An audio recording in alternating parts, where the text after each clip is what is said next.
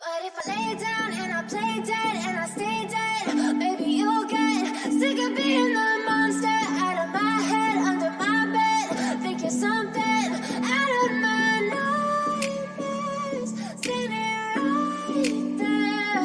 But if I lay down and I play dead and I stay dead, then will you get bored of killing me? Silhouettes of you are like a taunt. Never really know just what you want. With you I don't ever feel calm. I can feel the sweat inside my palms. Play with me like cats and a string. You don't understand the pain it brings. You don't ever wanna give me wings. You don't ever wanna set me free. You know I'm addicted to you, and it's twisted. You've been gifted with the evil voodoo. Got me coming back for more, even when I've been screwed. Dolls full of pins, pierce my heart straight through. I got issues in my head. It's MetaWalk number 3, Carda Station. Ready? Let's go. And I stay dead, baby, you'll get sick of being the monster out of my head, under my bed. Think you're something out of my nightmares, standing right there. But if I lay down and I play dead and I stay dead, then we. But if I lay down and I. Okay. Here we are. We are finally having a Friday night drinking session on one of the actual AOS parcels.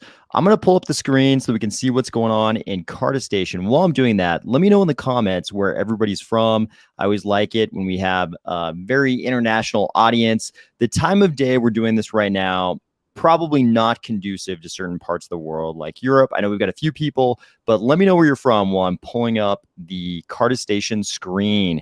We've got Shawnage and J Crypto, who is going into the moniker J Crypto Armstrong tonight.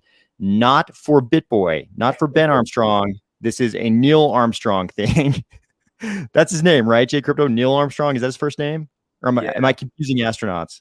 No, yeah, because yeah, exactly. Because some people confuse Lance and Neil. Lance is the person that rides the bike. Neil is the astronaut.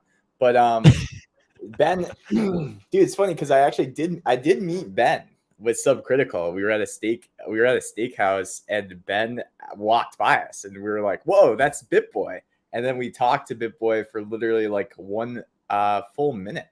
So it's kind of funny. And then, but yeah, this was after Neil because it's a moon for Carda Station. So figured I'd put I'd be in theme tonight for sure. I love it. We should have all been astronauts. I don't know what's wrong with us. We should have all been various types of astronauts. Shawnage, which astronaut, if any, would you have chosen? Or would you have gone more for kind of a fictional astronaut, like a James T. Kirk type deal? What do you think? What would have been better here, factual or fictional astronauts? I kind of like the fictional stuff. I feel like people would immediately know if you're like Jean-Luc Picard, Shawnage. Shawnage Picard, people would immediately know. But if you choose like some like very obscure astronaut, people might not know. Okay, we've got some people reporting in their locations here. Bill Carmack says he's in New York and in Carda Station. Okay, great. If you're on screen, if you come onto the screen so everybody can see, jump up and down or something so we can see who you are. Dean Cobb is in Florida. Grayskull is in Yorkshire, UK. Thank you for staying up, Grayskull. Appreciate it very much. David Wadsworth is in Perth. David Pickler is in Illinois. Chaz is in Chiang Mai. 1/1024 is in New Jersey. John's in Germany. Workshirt in LA. Ryan Jones, Nashville. Ted Van Core, Florida. Let's see. We got G Body in Des Moines. Las Vegas Luddite, of course, the Nevada Badlands. Moonverse is in Illinois. Very appropriate username tonight. Workshire. Okay, can't see us. Can you see the screen? I know you can't see. You may not be able to see sort of like video of us. We're just being represented by our metaverse avatars. Can you guys see the screen, though, of Carda Station? Let me know if you can see the screen. There's a little delay. It looks like there's a little delay in the comments too. Can you guys can see the screen, right? Shawnage, J Crypto. Yeah. Okay, we have got a gigantic bison vehicle in front of us here. Let me kind of walk around. You guys can get a little view. Oh, now it's gone. There's Grayskull. Okay, we got Grayskull is right there. We got Bill Cardano right there. Elon Musk. Thank you for joining us, Elon Musk. And there we've got a moon rover. Who's in the moon rover? What's up, Elon? The moon rover is Crew Chief. Oh, Crew Chief. Okay. Okay, yeah, we got a few people bouncing around here. Yeah, that's me. So I just got here too. That's okay. Yeah, I should Nice. change my name. Can you change your name if you're a guest? You know? I don't know. How to handle. Okay, yeah. That's cool. So Oh, you could have an 8 So handle in your connected wallet. So you can sign in with your wallet too when you go into Carda Station. Yep. Is that correct? Interesting. Yep. Oh yeah, that's how you connect your vehicles and everything. I actually have a Bison and the Tracker and Pegasus motorcycles, but I was having a little trouble. I'm sure it's just user error, but I was having a little trouble connecting my wallet tonight. So it looks like we have definitely got plenty of vehicles kind of bouncing around here. How about, so it is Friday night. Are people having drinks? I'm definitely got an assortment of drinks in front of me right now, both for keeping me awake because I'm a little low on sleep today, and also just for fun. How about you guys? Any drinks around there tonight? Yeah, 4 roses tonight. Ooh, 4 roses. Nice. Yeah. Man, I had a friend who was tending bar in the town I was in, and God, he seemed, whenever I went in to visit him in the bar, the 2 things that always happened was he would always pour me 4 roses because it was his favorite and he wanted it to be my favorite as well. And then he would recount the fights he had been in recently, which was pretty weird. 4 roses or no?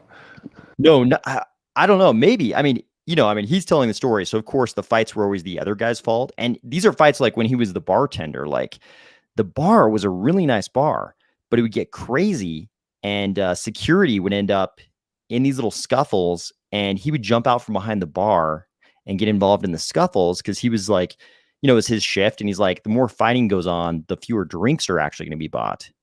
So he would kind of jump in. So every time I go in there, he would immediately pour me a 4 roses. And it was sort of like the mental rent he was paying me so that I would sit and listen to the stories about the fights. That's pretty good. Yeah, but I did like the 4 roses. Very good. How about you, J Crypto? Any drinks? Or are you taking it easy tonight? Yeah, man, I'm still taking it easy after going to Rare Bloom and CNFT Con, but I'm drinking some coffee right now, so pretty good, pretty content with that. Yeah, I'm kind of sipping both. I've got some Irish whiskey here. I've got some coffee, and I'm kind of alternating back and forth. Hopefully, I can hit the right balance point exactly. David Pickler says, "How do we get to your plot?" So, despite my very bad advice I was giving both J Crypto and Shawnage earlier, it is due west from the community hub. It's sort of like if you go due west of the community hub and then you go north of the garage and head down here, you'll see all these people, I think. So I would spawn probably at the community hub. Yeah, and it's a little bit of a walk. I don't know how else you can get there faster. A good feature would be to probably be able to somehow like I don't know, like invite friends to your location, send them a link, teleportation, things like that. Something like that would be interesting, especially if a friend that like logs into Carda Station would be able to just port you over to their place. That's interesting. Yeah, you know what I just realized too. Something I thought about this week and I haven't thought about it all today. I expected us to run into the same problem you usually run into in a lot of metaverse projects like Decentraland, right, where but everybody's in the same realm. It's interesting. Yep. Where everybody ends up on different servers. In Decentraland, they call them realms. They're usually named after Norse gods. or pets of Norse gods like Fenrir. But yeah, we're all on the same server. This is great. No, I was really impressed. Yeah, sorry but I got excited because I was like, yeah, dude, I was thinking about that same thing. And I wonder at what point can Carda Station scale without needing to go into different realms? And if you add something like voice chat, I wonder if that affects scalability. Because the more stuff that's probably happening, the more reason you might need to have different realms, aka different URLs that like are the same virtual world, but just like, you know, a different server. Moonverse has some advice for us. Okay, Moonverse, we may be Carda Station amateurs. Moonverse is saying through the map, just click on the plot, which makes perfect sense. Because we trekked the entire moon to get to the AOS, the Army of Spies location. So that is interesting if we could just kind of. Yeah, thanks for that info, Moonverse. If I would have known that, I would have just told people that from the start. Although I kind of like the idea of people having to make I mean, if you came directly here, if you knew exactly where it was, I'd say it's maybe I don't know, a 2-minute hike, maybe like a 2-minute hike. Yeah, it's nice. That's about right. It's good exercise. That's right. Get some almost zone 2 for your avatar there. Almost zone 2 cardio. Did anybody test this though? Because I'm having trouble clicking on the map, and should we fact check it? Did you guys test it yet? Please do. Please do. Maybe Moonverse is at home laughing because they just made that up. Maybe that was completely fictitious. Moonverse, was this? Oh, I'm having trouble. I don't know if you guys have an easier time doing it, but you know, Joyous Testimony would actually know the answer. He says direct link. Oh, okay. So you have to send a direct link. Is that what you said? Yeah. Sounds like sounds like that too. Yeah, that's a good workaround, I think. That works. Grayskull says, I drank way too much last weekend. Had Left Blonde, Triple Carmelite, Duvel, and Paulaner Weissbier. Ooh, Paulaner Weissbier. Yes, please. All like 8% beers. Yikes. Man, back in the day, I used to definitely would drink the Paulaner Weissbier and the Wayne Stefaner Weissbier. And I had a bunch of different types of Paulaner one time at in their tent at Oktoberfest, which is a good time. Highly recommend. Okay, let's see. So we've got some options for things we can do. So we can obviously hang out here on the parcel for a while. Over here, I'm going to try to look over here. That black and red building is a building that Baggy Pants very nicely built, and it's kind of it's a small Army of Spies base, moon base. That was what initially got me to log in here and check it out. And then I eventually bought this parcel. Obviously, I bought this one because it was close to the moon base. So, yeah, it looks like people are going over there. I guess we might as well go over there. Okay. Dude, that was me. I just went inside the moon base. Yeah, don't. If you click on that thing on the outside, if you hit the E button, it's going to take you to the YouTube video where I went there. So, you might be a little. People might be a little. Yeah, if you just go straight inside though, it'll change to your if you got it hooked up, it'll change to your Ready Player Me avatar. Oh, really? Oh, okay, that's interesting too, because what I'm seeing is I'm seeing I guess Amazing Grace giving you like instructions, or like what he's telling some sort of story here, it looks like. Yeah, this was for when I came in here for the very first time, because he didn't really tell me what it was, and I came in here and there was this whole narrative letting me know what this building was. Holy mackerel, dude! Look at this. Yeah, so it even circles back and says thanks for coming. That's interesting. Dude, what I really like is how seamless the airlock is. Like I knew they'd fixed all the pressurized buildings so that you switch to your Ready Player Me avatar, but it's pretty seamless, man. It's like a split second transition from the outside avatar to the indoor avatar. Yeah, the community that actually is pretty impressive. All right, go ahead, Sean. The community center was a little bit of a hiccup. Maybe it's because there's more stuff out there, but this one's like instant.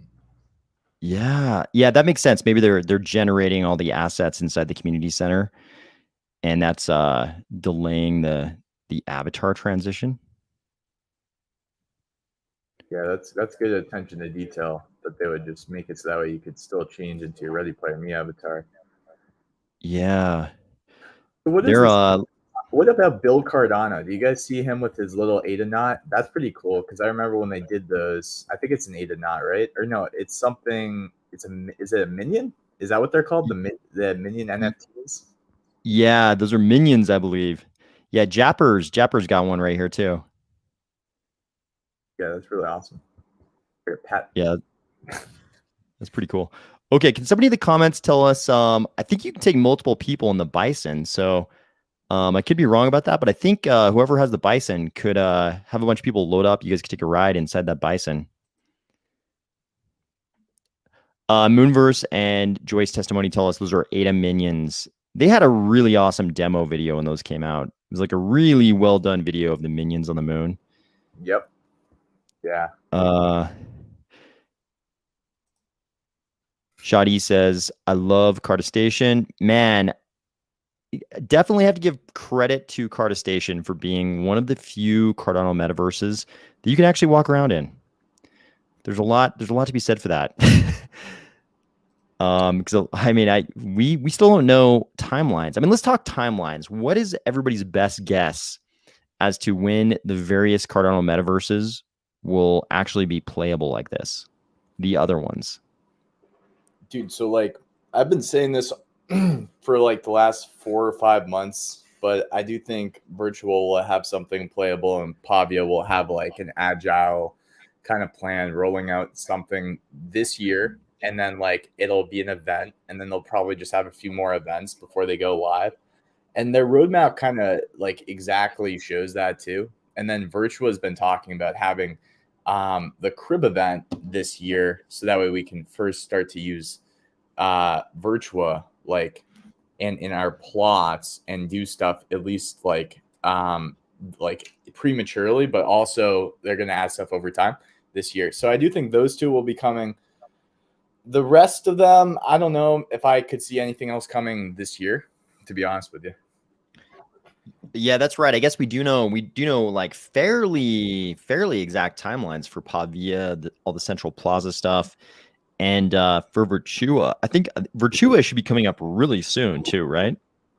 It sounds like it, man. It sounds like, I mean, you got like the thing about Virtua that I think is interesting is they've just had so much time. Like they've been building the tooling, they've been building the kind of they've thought out multiplayer, they thought out procedural and like environments. So like they've done proof of concepts with AR.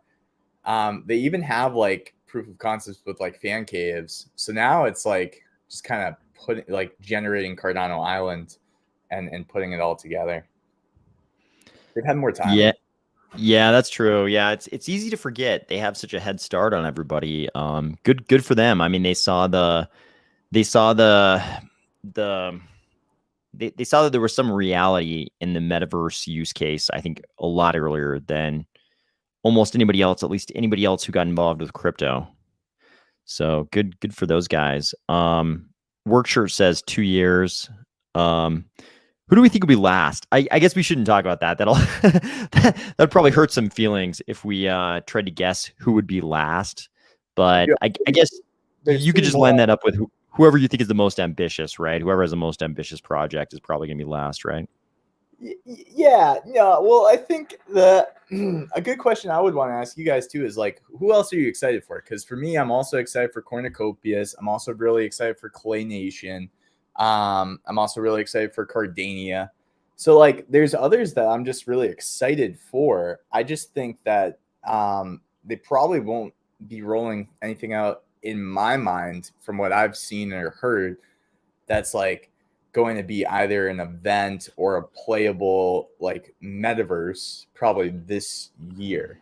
But I could be wrong. I just, I haven't really had anything that's made me think that's even feasible in their opinions. Yeah. I know you guys can't see our names very well, but to answer Adam's question, yep, we've got J Crypto Armstrong. He's an astronaut, and Shawnage on here as well. You guys will remember Shawnage from the Future Fest episode live stream we did. I remember a that. little ways That back. was so great. You guys were awesome, by the way. That was pretty fun. Future Fest, I feel like Future Fest is kind of the dark horse project because Future Fest, bro. I should have but they already kind of launched, right? So, but they want to add voice chat too, dude.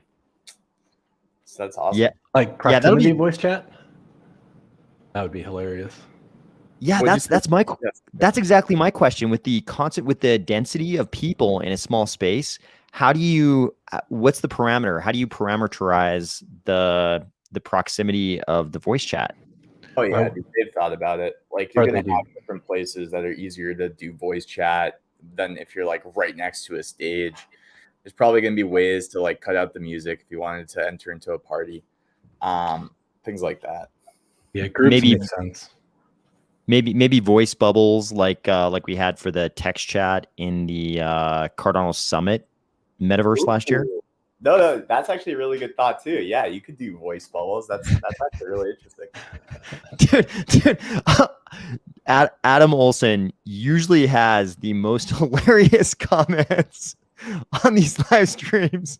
Are you seeing this one, J Crypto? Let me see. That was for the voting thing, right? And you guys were going to drink every time the vote happened, and you guys were in like a deficit like right away. Yeah, we went hard. We went hard in the paint on that one for sure. And I appreciated J Crypto's sacrifice. I very much appreciated his sacrifice. Oh man, yeah, I had never done anything like that before, so that was amazing for sure, dude. And Jake. Yeah, to J Crypto's credit, that was like last minute, and he went out, got a bottle of whiskey, jumped on last minute, and he definitely drank his share. So it's nothing like doing a drinking challenge on something that's like 40% alcohol. How that's true. How are you drinking? How are you drinking the Four Roses? Did you drink it neat, or do you put like an ice cube in there? How do you like it? I have some ice in there, and it just depends on like what the session's going to be. So, like I plan on at some point kind of jumping off and playing some games with my brother, and so I'll just kind of water it down because I'm planning on being up for a while. Oh, nice. What kind of games are we talking about? We talking video games, board games? Yeah, Apex. Oh, nice, man. Nice. I am people who are actual gamers will probably think this is hilarious, but I am a victim of the Stadia shutdown. I've been playing my Stadia because I love it for like the last year. I love the simplicity of it, and nobody can get after me for having too much gaming stuff because the Stadia is just kind of a controller. But Google is shutting that thing down. So all of my progress and all the games I've played on Stadia are basically vanishing into thin air, apparently. That's kind of depressing when you're being forced to quit something. Yeah, I kind of like, part of me loves it. I'm like, this is great. Stadia disappears in December, and I'm too cheap to buy an actual console. So more like cheap with my time. Like I know how much I would play if I had an actual console. So I probably won't buy a console for like, hopefully a couple of years. So I'll just have like a couple of years forced deprivation from gaming, which hopefully means I get. That's a great play. Yeah, that's what I'm thinking. I'm thinking hopefully it means I get a ton done. But at the same time, though, January 1st could come around, and if I see like the wrong ad, if I see some like very, very good price for a console that I actually want, that might be a problem. So do you try to get like motivated in something else just to prevent that from happening, or what do you do? You mean on the gaming thing? Yeah. On gaming in general? I go in waves. Like I'll play, if there's some game I really like Cyberpunk 2077, I'll play an absurd amount over the course of, like a couple of weeks, and then I'll put it down and not play for like 6 months. So I kind of go in waves like that, but I think I'm kind of afflicted with the same problem Joe Rogan has described quite a bit with him, and like I think he was into Quake. But man, I could sit down and just play an absurd amount over a very compressed time period. But because I do that, I'll like put it down and just not touch it for months and months and months. I think we talked about this last time. You're more of a measured gamer, aren't you? You're kind of able to play a little bit and not get out of control, right, Shawnage? So I had a problem before where I was just like in that scenario you described. That was me. I just play, and it's funny that like I was really big into Quake a long time ago, and now it's like, okay, what I did to kind of stop that is I picked up a second job. It's like, hey, I love coding this much. Why don't I just start coding for more money? So that's what I do instead of playing games. Dude, I think that's the money move. I think that's the right way to go. If you can find something that you can become as into as you are into gaming, that's a good reason to kind of give up the gaming and just do that other thing, or use that other thing to kind of, remediate your overactive gaming or whatever. Yeah. And now like I have a challenge between like all the pet projects I want to do with Cardano, and my side work, and then my main job. And it's like, okay, I gotta pick my time pretty carefully now. Yeah, the time, man. The older I get, the more I believe in all the advice I think we get when we're younger about time by far being the most valuable thing.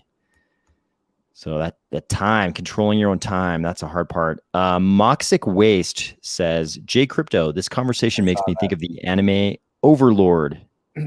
So I haven't really watched too much of that, but like I'm aware because I've seen it, and it's like I think it's about like some guy that comes back to life as like a skeleton, like overlord kind of creature, and then like he, maybe if I'm correct, maybe so he can correct me if I'm wrong, but he comes back as like a overlord creature, and like he has control of a bunch of NPCs that like run this nation or run this kingdom or something.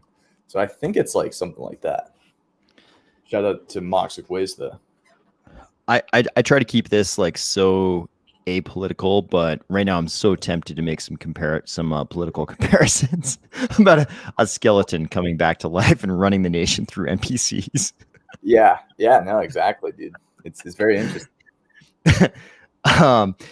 I was like super. Oh, dude, I'm sorry, but just going back to a conversation that we had like a few weeks ago, is there NPCs or is there like players in life?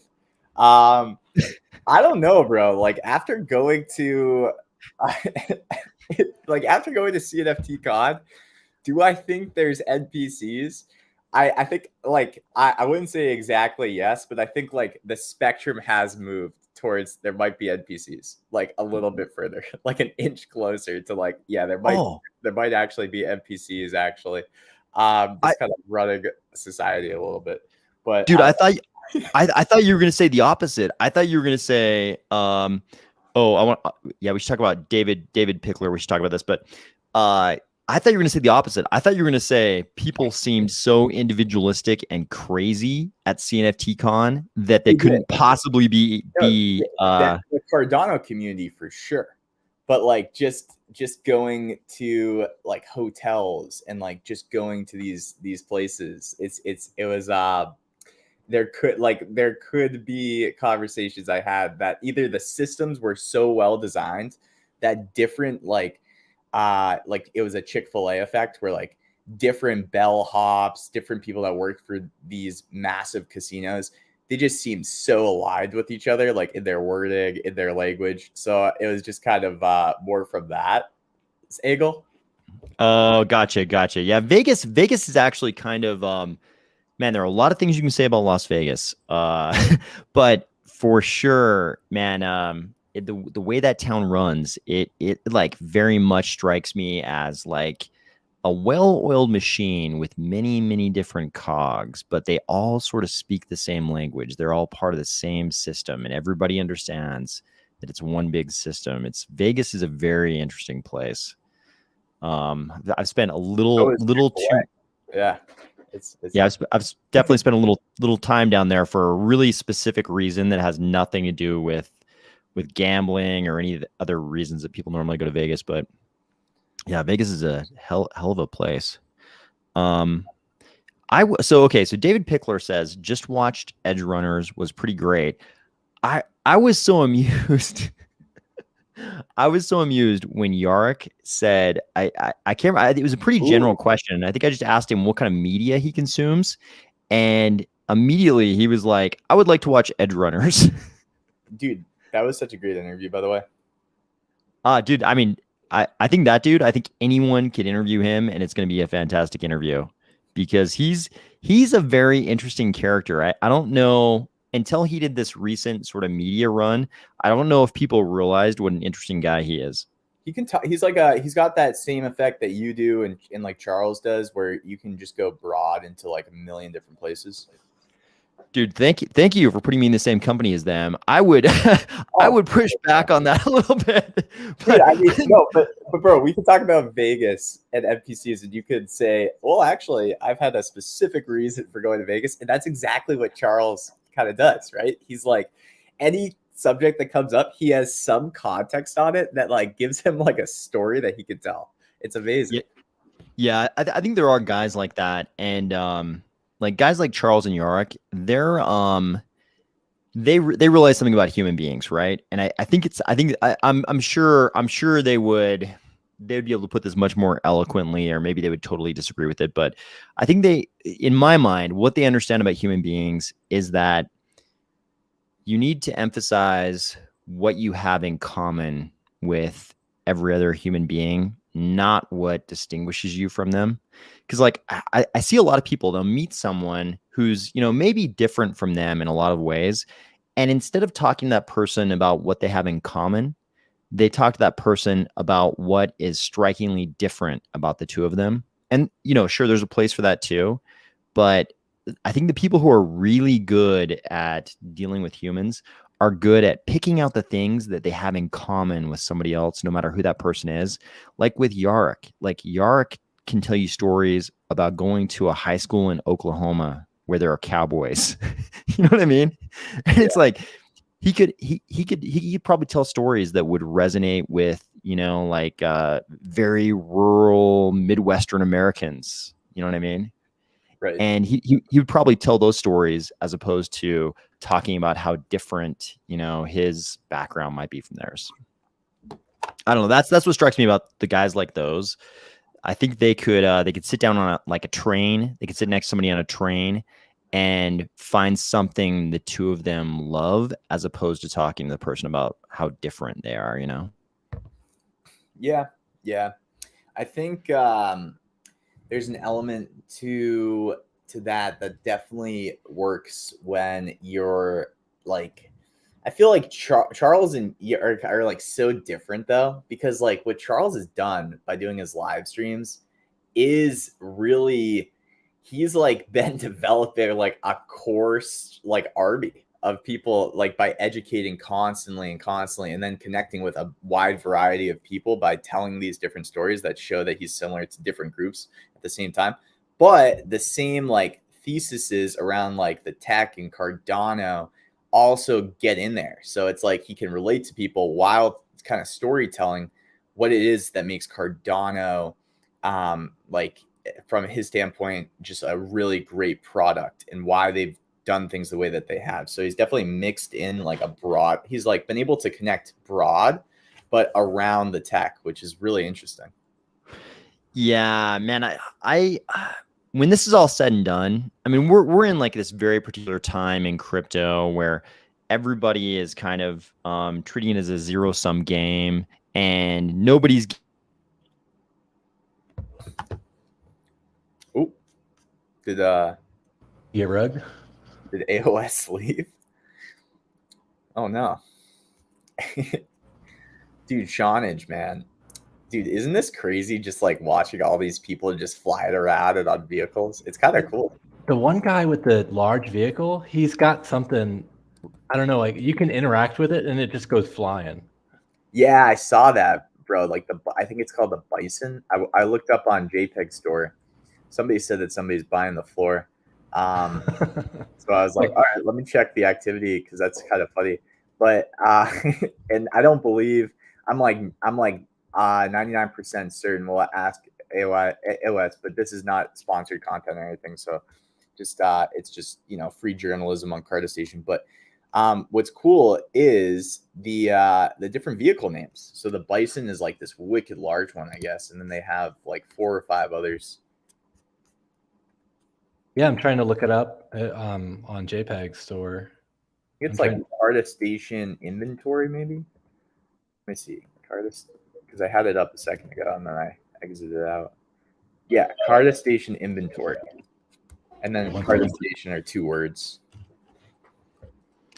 Sorry about that, guys. Can you hear me now? Yeah. Okay. Yeah, my computer like kind of did my laptop did some kind of a weird soft reboot there. I was afraid it would turn off the live stream, but it looks like we're back. It actually was. My computer went crazy when I did exactly what Bill Carmack is saying in this comment. If you run into the Bison's tire, it will go flying. That's right when my computer freaked out. That's a fun feature. Yeah, that makes sense because like the physics of it just go crazy. Okay, yeah, I guess that does make sense. Grayskull is reminding everybody you can still mint the motocross and the Bison from the website. Yeah, I think the fast motorcycle is out, but so are they all the plots the same size, or are there larger ones? ooh, I think they're all the same size. So they've got I think we just lost Shawnage, but I think they're all the same size. There are also deeds for the common areas, but I think all the normal plots are the same size. Sorry, guys, this is loading very slowly. Sorry, go ahead, J Crypto. Yeah, so I guess we lost Shawnage, but he'll probably jump back in a second. I was just saying to Shawnage, bro, I think the coolest thing about like you doing this is like, bro, just like at the beginning, even I was looking around, and I was like, whoa, man, this is cool. Like a lot of people are just flying around, and like it's kind of I like this, bro. Like this is something sneaky here that's special, because even just seeing people in Carda Station just like gathering into a group like this, it's still, to me, if we had like something like voice chat too, though, but like it's still to me like better than the current thing, which is like Twitter Spaces, because like there's this visual and community effect of like going to okay, let me just think of like an easy example like that. So like I'm not speaking that like this is so okay. What about like something? I guess a lot of people do find community in like religion, right? And like right, sort of globally, right? Globally, and just gathering with their community, or at least back in the day, probably it was more so prevalent that you did that in communities. But I don't know, man. It's kind of just interesting gathering in an immersive way with others, like just in the metaverse. I think it's cool, dude. I think it's better enough that there's something here. Yeah, man. I cannot wait for audio chat. When we have audio chat and we can all be standing around kind of with everybody talking, that's going to be amazing. I mean, it's probably going to be chaos. We'll have to figure out some way to kind of moderate it so everybody's not talking at once. But if we can we'll probably actually have to do that like inside buildings and only let so many people in at a time or something. Otherwise, it'll just be like, 50 voices all at once or something. But that's gonna be amazing when we can just have somebody be like, somebody will just jump in and it'll be like doing this, but with whatever number of people we want, as opposed to just the 3 or 4 of us or whatever. It'd be a cool feature then, like a product. Excuse me. It would be like, imagine if like there was some event, but like people could almost follow certain people around. So like a Twitch streamer, except you just follow AOS and you see who he interacts with. So he might have these little conversations with 2 or 3 people at a time, go around. And then like you could also follow like J Crypto around, like as a viewer, or like follow somebody else around as like a viewer and just check out different streams of people just having their own conversations. I feel like that would be like the next like maturity of like content creation in the metaverse, something like that. Yeah, that'd be crazy. Sorry guys, let me turn off the sound here, the music. Okay. Okay, sorry guys. You're gonna get to see me running back over. There's somebody. Give me so if anybody is trying to figure out how to get to this plot, you can watch me run to the plot right now.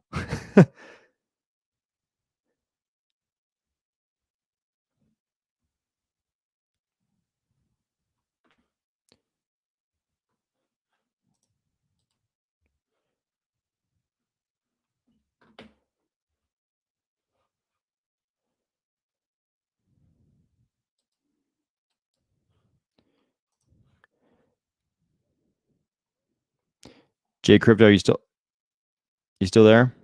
Yeah. Okay. Sorry, I thought I lost you. I was like trying to get my cursor back as I run over here. Okay, you're still there. That's good. Is Shawnage back or is Shawnage is off now? Yeah, it doesn't look like he came back yet. Man, we're still in the early days. This is kind of funny. We're definitely still sort of in the early days of Metaverse. There was Shoddy. Shoddy just ran right past me. That's hilarious. Oh, he's much better at he must have a jetpack or something on because he's like flying. He's flying like 300 feet in the air. Yeah, he must have a jetpack. I'm kind of bouncing along here, trying to get back to our location. Somebody came over here in a rover. This is probably baggy pants. Maybe I can jump on. Can I jump on the back of his rover? Maybe. I don't know if it moves you though, because I tried to jump on a rover earlier. Oh, you just kind of like slide off the back? I think so. Okay, good to know. He's kind of slowing down, so maybe I can try it. Yeah. Oh no, moon. Oh, it's Japper. I think it's Japper. It's a moon gravity. I accidentally jumped over it. Let's see. Okay, apparently I am not a good Excuse me. moon athlete. Oh god, I keep jumping over. He's doing a really good job of holding it still for me, and I keep jumping over it. Yep, I'm like terrible. Okay, thanks for trying, Japper. I'll just run. I'm like terrible. There was Shawnage. I just saw Shawnage fly past me. I feel like we're. Oh wow. Okay, dude, Shawnage is much better at this than me. Shawnage jumped one time and landed directly on the rover. I tried like 3 or 4 times, missed it every time. Shawnage tried one time and landed directly on the rover. Because of the practice that he got in Future Fest trying to jump on the jet ski, bro. Dude, very similar vibes. Very similar vibes. Okay, we're making our way over here. I kind of feel like we're kind of like little kids on like a playground or something, like sort of flying past each other. Everybody's having a good time. Shoddy definitely has a jetpack. He's flying around. It's great. I'm going to try really hard not to touch the tire of any vehicles because that definitely coincided with my laptop freaking out last time. Okay, we've got a few people here. I'm counting 1, 2, 3, 4, 5, 6, 7, 8. There's 15 people in Carda Station right now. We've got actually 1, 2, 3, 4, 5, 6, 7, 8, 9, 10, 11 or 12 are right here. It's probably actually all 15. It's so fun just like watching everybody just jumping around and stuff. It's kind of cool, dude. Yeah, it's interesting. Oh, here we go. Shawnage, I can add Shawnage back to the stream. Okay, Shawnage, you back? Yeah. Can you hear me? Yep. Man, it's so wild. These really are like the early days of metaverse, YouTube live streaming, and really like the metaverse thing in general, when we're still having like these kind of like very small technical difficulties, but we're kind of like able to do the thing, you know? Right. And dude, the cool part is it's so like this is the early days of like, okay, yeah, you can buy a vehicle in this little game, but you also own it and it's in your wallet. So it's not just like you purchased it from the game or from the environment. So it's kind of like interesting in that regard too. Oh yeah. I mean, it's like it's such a. I think people are like under. Oh, got to stay away from the tire. Got to stay away from the tire. I'm not at all sure if the tire has anything to do with me getting booted from the stream, but I'm definitely staying away from the tires of these vehicles. Oh yeah, there's a flying rover. I think people are definitely like underestimating the how much it changes things when people own pieces of the digital world.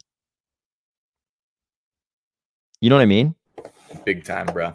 Yeah, because it's like I don't give a damn if I'm playing GTA and the car gets completely messed up. Like I don't care at all.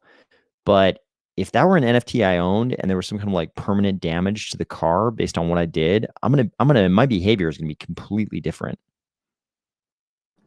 Dude, that's why like SIP 68 to me is like really interesting, because you could like, because we have native assets on Cardano and because this kind of makes full use of it, and it splits the metadata standard from having everything on one NFT to having two different NFTs. So you have the user token and then you have the reference token, and you can kind of like update the metadata over time.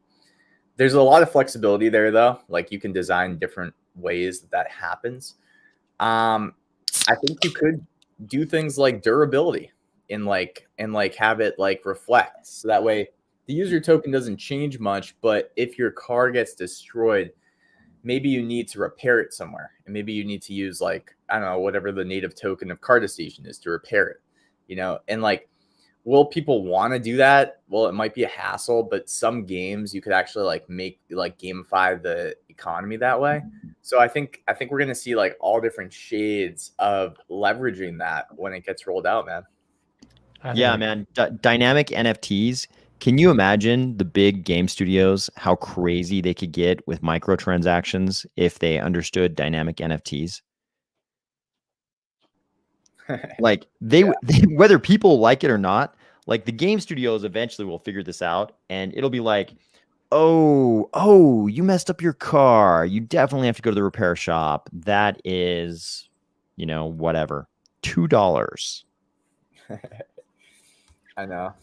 So there's another SIP too that goes into not using Cardano at all, like just using other native assets, right? I think I remember hearing that from Sapien. Could you say it again, Shawnage? Did you say it does or does not leverage the native asset characteristic of? So Cardano? instead of like always having to use ADA for every transaction, I recall hearing something that you can use other assets for the transactions. Oh, you mean for the fees on the transactions? Yeah. Oh, Babel fees do that. Yeah, Babel fees do that. I mean, that could be fees, yeah, that could be huge. I mean, that's a very good point, Shawnage. Babel fees would be huge when combined with this dynamic NFT idea, because then whatever the project can make you pay for, whatever's changing with these dynamic NFTs, the project can have you pay for that in their project token. I mean, it's with anything. Yeah, it's really, you could have ADA, you could have whatever token in your wallet, or even from okay, so yeah, that's great, because if you pay in ADA but the project wants you to pay in like Pavia token, then they could actually make it so that way the ADA gets swapped into Pavia, but the user never knows. So it still puts upward pressure on Pavia token or Carda Station token or whatever token, but the user doesn't have to know. Yeah, because I mean the way the Babel fees work, it's basically the stake pool. The stake pool is kind of just spotting you and accepting that token and then paying your fees for you, in essence. It's not exactly how it works mechanically, but in essence, that's how it works. People actually got a little mad at me when Babel fees first came up. Immediately, I was like, hey, this is great for the average Cardano person, because immediately some of the stake pools are going to look at this and say, hey, these Babel fees, if the system is widely used, these Babel fees are going to be like an S&P 500 of all of the project tokens in Cardano, and a smart stake pool operator will share that with their delegators. And immediately a bunch of stake pool operators were like, they were not all of them, but some of them were not stoked that I was even suggesting that. I got messages that were like, hey, if Babel fees come, those are ours. Those tokens are ours. We're not sharing those with the delegators. Yeah, I don't really there's probably a spectrum of people that see the potential, and there's a spectrum of people that maybe wouldn't want to use it. And you don't have to use it just because you don't have to, like, there's going to be ways to kind of customize whatever you want out of it. So yeah. On both sides too. I mean, the stake pool operators could decide what tokens they're willing to accept. And of course, if you're the end consumer, you can decide if you want to pay your transaction fees in some project token or just an ADA. There's too many so like I don't necessarily like think that Babel fees have had the full spectrum of research that they need to be implemented. It sounds like they're still kind of figuring out the tail end of how to make it work, and like trying to like peer review that. So it could be some time, but there's too many reasons why we would want them for like any group that doesn't want them to like not have them eventually implemented. Like there's too many pros of having some kind having Babel fees, because it doesn't necessarily take away from what the people that wouldn't want to leverage them could still just continue doing. So it's probably a net positive. My understanding of it is that like it still gets converted to, you know, the relative ADA cost of a transaction or whatever the action you're trying to do. So like to me, like I don't see, if that's the case, I don't see a difference one way or the other. Like you're getting your ADA. Yeah, that's a good point. Yeah, I think it's gonna be interesting. I mean, one of the things I love about IOG is they have all of these non-priority projects that are awesome. Like some of the stuff that's like a third or fourth priority for IOG would be like a centerpiece of a lot of blockchains. I know, right? Like Mamba, Babel fees, even input endorsers. Like these are such big innovations, and they like can really affect things. So they're piling innovation on like every single month, man. It's pretty crazy. I'm really curious to see what like input endorsers looks like when it comes to like the DB sync and stuff. Like, cause it's already super chatty with like event, you know, like as new blocks come in and the node like receives them and pushes them to the DB sync. Like I can't even imagine now that it's not like a relative 20-second heartbeat. Dude, it's wild. Just like the whole idea of input endorsers. I'll never forget the first time I heard him talk about it on Cardano 360. I was just like, when John Woods was like, yeah, we can pretty much scale to whatever level we want. I was like, okay, let's do that. Whatever this thing is, let's do that thing. This unlimited scaling thing. But you're right, the amount of chat that would occur when we went to input endorsers, that's going to be very interesting to see, right? Well, like right now, I don't think we're not at all network saturated, and a lot of these, you know, a lot of these validators and stuff are in like very like high availability, you know, with you know right next to backbones or on AWS and what have you. Some people are doing more remote stuff, but for the most part, they have, you know, really nice internet connections for this. So I'm really curious to see what that looks like in the future when we're like streaming stuff all the time. Yeah, man, it's I love that Cardano's got so much in the hopper that is gonna push us forward, and that nobody knows about it. Like we talk about the information asymmetry related to Cardano all the time.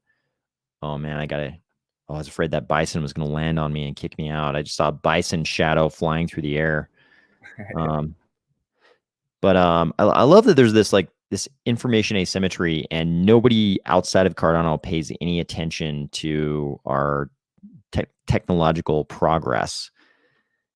So we're just going to kind of like keep adding things until they turn around and like everything any other blockchain wants to add will be like, yeah, we had that in 2022.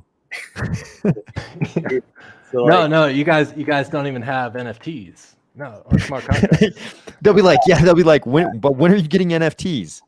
it doesn't matter because, like, dude, the reality is this, man. I put out a tweet and it got like so much exposure, so that a lot of us do feel this way, which is like adoption will naturally come when Cardano just has like incredibly great products, and people underestimate that, and people overestimate adoption from the people that are interested in crypto and just bringing them over to our ecosystem now, while we don't have products that are like mass adoption products. Yeah, that's something I struggle with some of my groups that I talk with. Is like they're like, it's all about getting that marketing hype. You know, you gotta get in there and just really hype up the project, get the NFT sales going up. And I'm like, that's nothing. Like, what are you doing? Like, that's not what I'm in here for. Yeah, dude. That's like the that's the optimal strategy to like pump someone's bags real quick with like not a long-term like audience that will just stick around forever. I'm like, I was having a conversation. It's like, well, let's talk about like, you know, if you're gonna have, you know, an NFT collection or whatever, okay, how can we introduce gamification and other things that have like more lasting power and kind of like scratch some itches on that part? Like, how do we drive that? And it's like, no. We just need maximum hype, bring it up to like, you know, to where, you know, the price of an NFT all of a sudden jumps to 15K and we're good.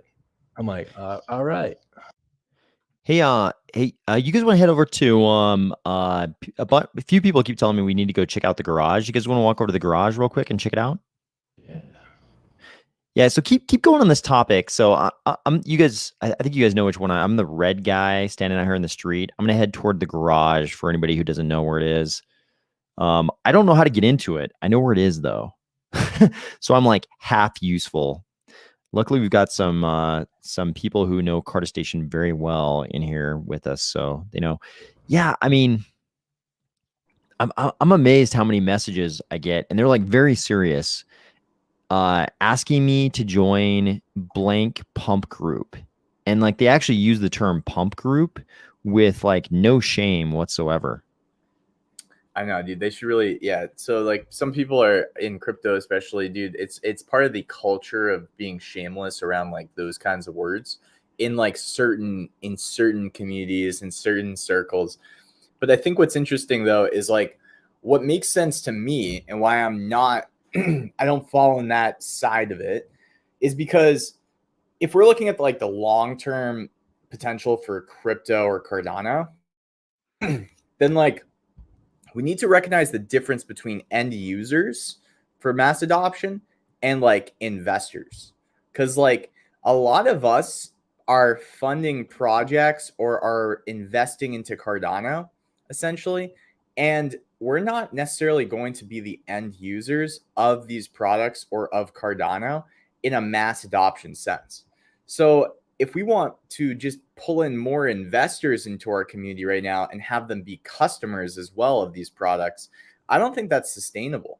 So that's why like investors coming to Cardano is always good, but like I think that will happen naturally too, because we're offering some opportunities, and as the tech is getting shoveled on and more innovation is possible, and we're having features that other blockchains will be wanting to have in years to come, then products can be built here. We have fertile soil, so investors probably have and will continue to flock here. And I think that end consumers don't even need to know about Cardano. Yeah, this is a really good point that people have made about crypto since the early days. One of the assertions that's always been made has been that crypto will be successful when people don't realize they're using crypto. What do you guys think about that? Makes sense, bro. I mean, like from a mass adoption standpoint, like dude, I didn't. I didn't realize I was using like AWS servers for 99% of stuff. Like until I got into crypto and wanted to look into the metaverse, and then I had to like research it because I was going in. I was looking at it from maybe more of like, okay, I want to understand this space. So like maybe there's some opportunities here. Let me understand it. But as an end user of a metaverse platform, I don't think people need to go on that journey. Because they're just going to be going somewhere because it's fun and because they can play a game and actually have property of their assets. I don't think they need to understand all the nuances of how servers are hosted and things of that nature. So as people that are early buyers into the opportunities, that I think will go on that journey, and then the end consumers probably won't. Yeah, I think that's right. I mean, a lot of people, it's like knowing that they own an NFT and that NFT represents something in the game or metaverse environment that's happening on a server. That's good. That's gonna be enough for most people. But yeah, there is like a split. There's like an ownership layer in metaverses, and then there's like an actual play layer, and one of those two things happens on the blockchain, and one of them happens on servers. And you're right. Vast majority of people are not going to care. Yeah, and they don't need to. I mean, like, and that's just for something as a kind of I don't know, adolescent as gaming and metaverse, right? Like there's other things that that the blockchain will create in healthcare and in cloud storage and supply chain, that again the end users of these products don't really need to know a thing other than that it works and that it's a good product. Hey, where are you guys at right now? Garage. A bison kicked me out, bro, so I'm logging back in. Oh, okay. Sean, are you inside the garage? Yeah. How do you? Where's the entrance to the garage? Which side of the garage is it on? I followed you in. I'm trying to get back out. Let's see. Oh, yeah. I thought I was at the door and it asked me to go in, and then it wouldn't actually let me in. The one thing, okay, so switching zones, it always turns the music back on. That's kind of weird. Oh, oh, there's Amazing Race. All right, so I was back at the door. Let's see. I'm gonna look at your screen and see if I can find you. Some people are still loading in. Yeah, and I'm kind of my screen is kind of freezing up a little bit. Yeah, here. I had that problem too. It like slideshowed right by the kind of the entrance. Charles. No, it was back by the Charles like little exhibit. Okay. Yeah, maybe so that I won't get kicked off. Maybe I won't try to go back in. I think running all this, I'm definitely running a risk I get kicked off. I get booted from the live stream here, which is okay as long as the live stream doesn't end on everybody. I think I'm going to avoid the garage. I don't think I'm going to be able to go into the garage. I think that's probably just some kind of user error of mine, nothing to do with or some kind of system limitation of my system, not so much anything to do with Carda Station. So are there other people inside there as well? There wasn't really there was a couple people coming and going, but there wasn't a whole lot going on in there. Okay. Well, that's good. The people who oh wow, I'm inside. I guess I did end up inside. Okay. I don't know if that was the devs just moving my avatar inside because they know we're doing this, or if I actually went inside of my own volition. I was definitely trying to go inside. Maybe it was just delayed. This is actually pretty cool in here, though. There's Japper right there.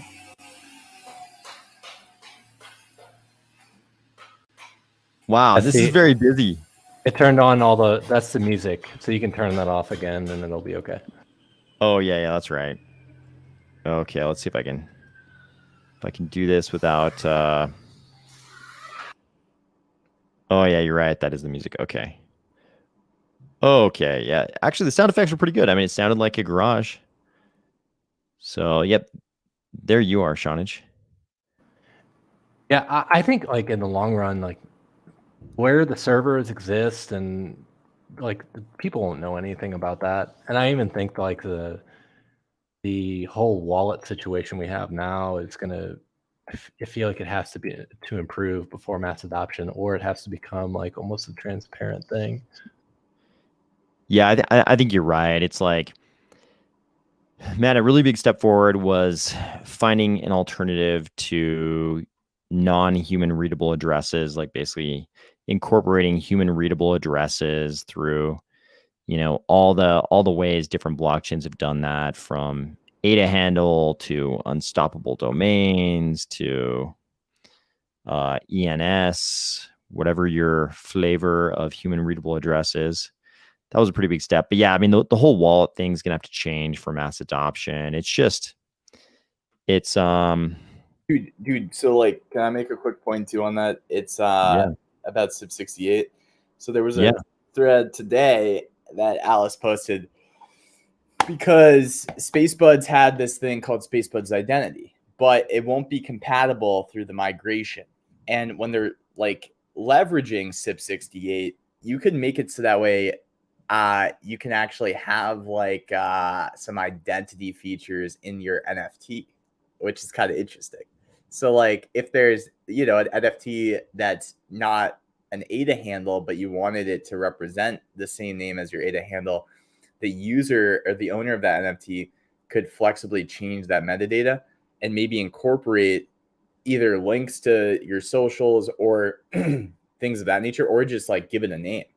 I thought that that's like a pretty big, like from a user standpoint, kind of cool. yeah. Go ahead. Sorry, go ahead, Sean. Go ahead, man. No, I think like so that kind of is along the same lines as some of the propositions that Ada Handle has for its new features too. When they talk about the fact that you can have wallets or like sub addresses and even temporary sub addresses and those kind of things. Like that, the same concept applies, at least to me, when I think about it in the abstract. Imagine if you could just like have like an ADA handle though that like can integrate with the metadata of like 100 different NFTs. So now each of your NFTs comes equipped with that integration. And would that be useful? That's the question. And I think the answer is yes, if the use case is developed. It's very interesting. Yeah, I mean, we're kind of saying like a version of that, not exactly as polished and smooth as what you're describing, but we're kind of seeing like a version of that right now. Because like I in tonight, like if I had thrown one of my ADA handles into the same account that I've got my Carda Station stuff in, like whether I was riding around in a bison or whatever I was doing, my ADA handle would just show up above my head here. Yeah. No, that's like the metaverse ADA handle integration is definitely a user like friendly step forward, I think, for sure. Yeah, you're right though. Eventually it's gonna be like standard for NFT projects. Just incorporate your ADA handle directly into some piece of metadata related to the NFT. So I'm really curious to see the extent to which the NFT projects sort of proliferate throughout the various metaverse projects. You know what I mean? Because I mean, we've got a couple different streams going on. There's the NFT project, sort of Coom metaverse project, where an NFT project develops their own metaverse and they become a metaverse project. And then you've got the integration of NFTs into metaverses. Oh yeah, bro. I think a lot of NFTs will need like a metaverse side to them, so they're going to be eaten up in terms of their community by a certain platform or multiple. And then like their NFTs will have more utility through that collaboration, or they might do like a VFlex kind of dynamic where like a new NFT is minted that has like a revenue sharing of two different communities. There's like a lot of cool stuff that can happen though. Yeah, Yeah, that's I think sorry. Go ahead, Sean. Go ahead. I agree. I don't think that there could be like so many of these these projects that are claiming to be metaverses or having metaverse things to them. Like in the long run, I don't see most of them surviving because of that reason. Like the amount of development effort that's needed for that, it just seems too great for me. Yeah, no, I agree 100%. It's going to be just like beer, just like American beer prior to Prohibition. It's like every single city had like, 20 breweries prior to Prohibition. And then post Prohibition, we just saw centralization into the NBCs. And we just have like, 3 big brands with their own sort of distribution channels, and everybody falls into one of those 3 brands. I think that's like the way it happens with all things. Auto manufacturing was kind of the same way. We used to have all these crazy brands of automobiles in North America. Now we have, sort of, was it 3 big North American auto manufacturers? Everything else has died out or been acquired by those.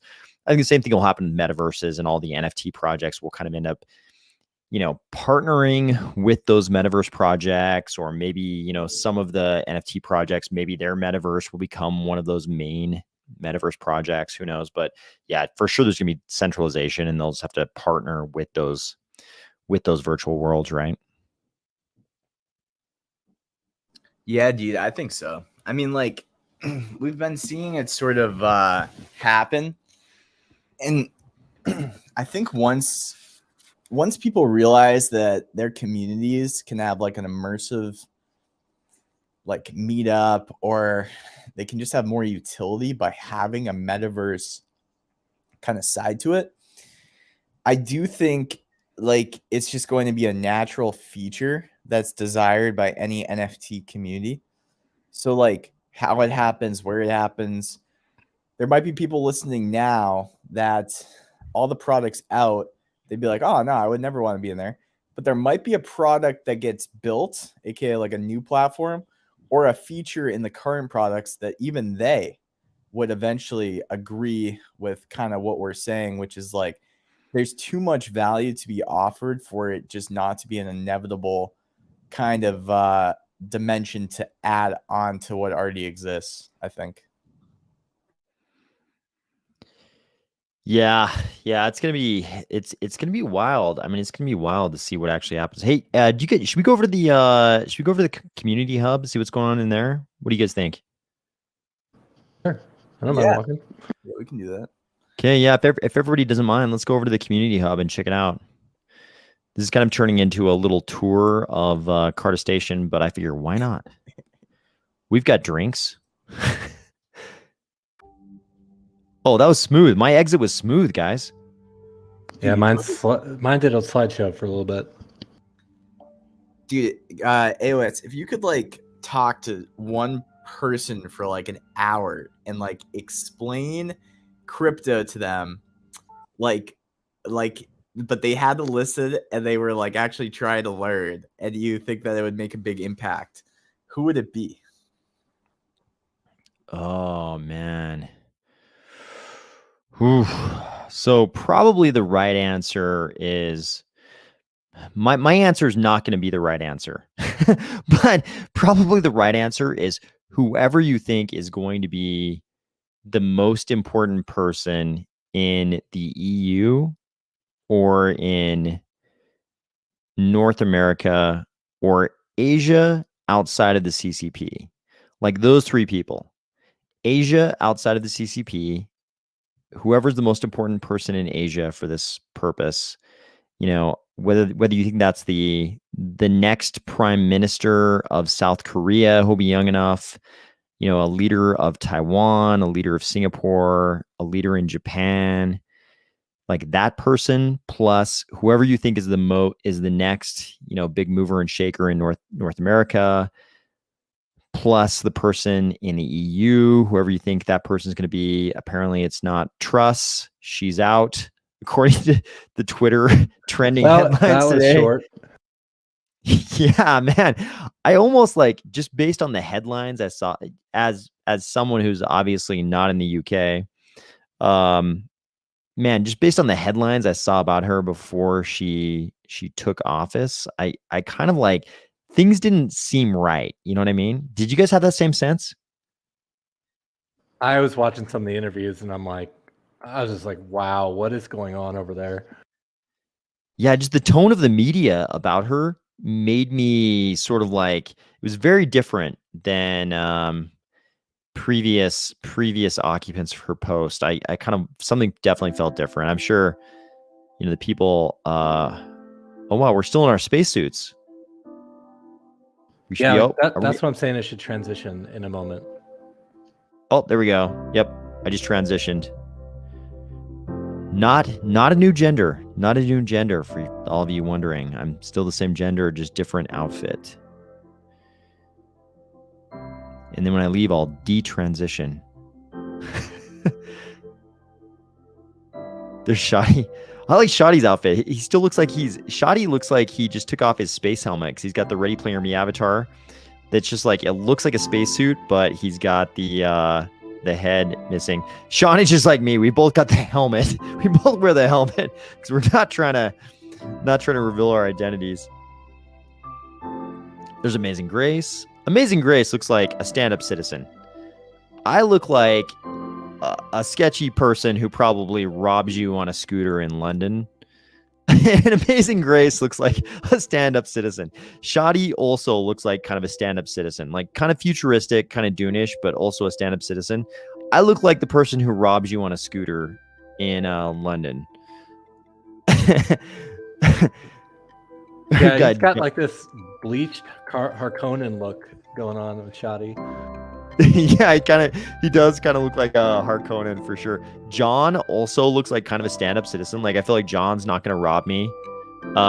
Guest 3751 is a spaceman, so can't assume too much about that. Let's see, who's that? Japper also looks like a stand-up citizen. He looks like he works at a tech company. 100% startup right there. Yeah, Japper looks like he's getting snacks in the kitchen at...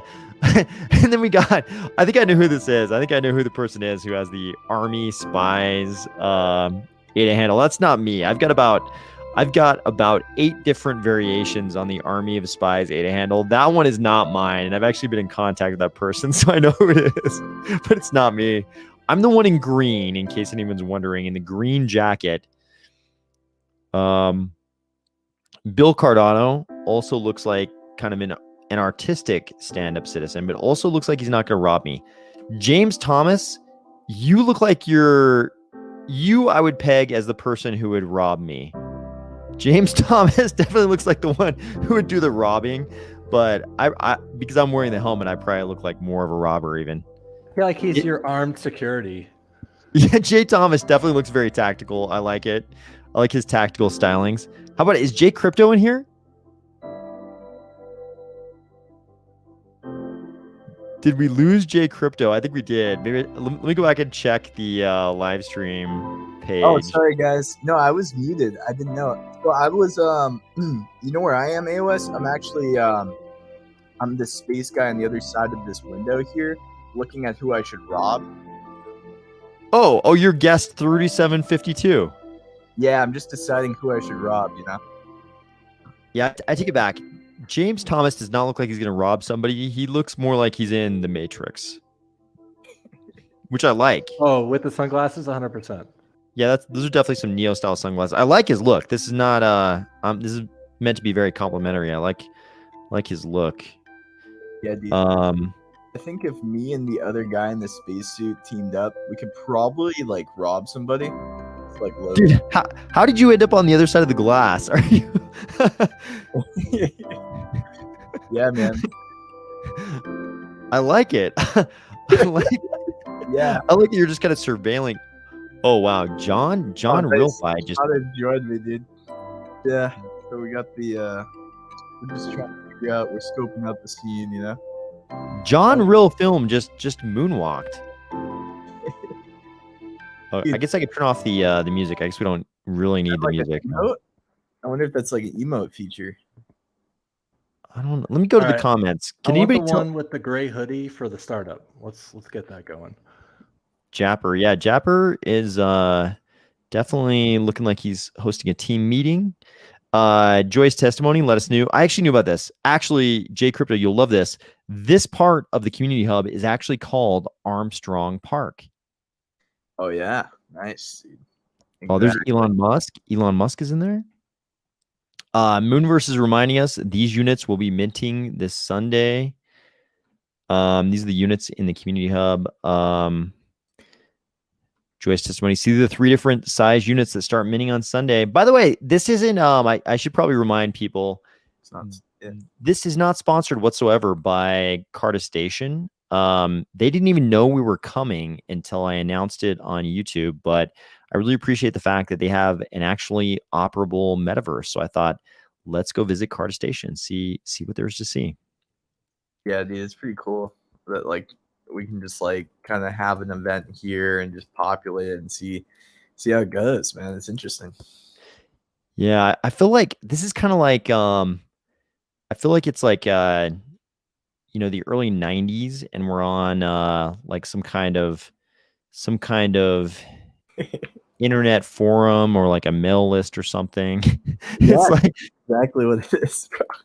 Yeah, in 10 years, this is gonna seem that ridiculous. We're like, hey, look at us. We're in the metaverse and we're walking around each other.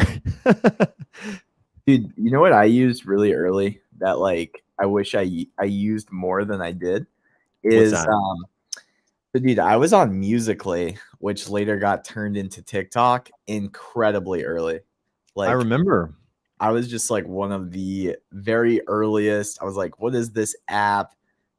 Before like Gary Vee started to even talk about Musical.ly, I was like looking at different social media apps and I was looking at Musical.ly. I got it and there was just all these little kids on it and I was like, this is kind of a little bit strange. I'm probably gonna leave this. But I remember being on it and being like, dude, this is really interesting. Because they had at the time all these different lives too going on. So you could like do lives and react to people. And you could also do the the normal posts. So it was very interesting. This reminds me of that, bro. It's like a little bit more mature where we're at with it for now. But like the metaverse in general isn't. There's still like way more kids on like Horizon Worlds than there are adults and things of that nature.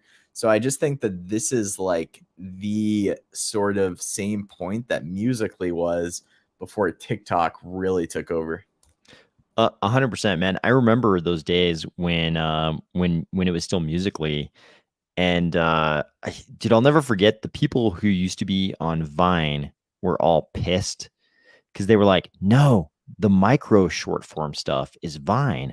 Why is everyone on Musical.ly if Vine was a thing? A thing." Everybody was pissed at the time.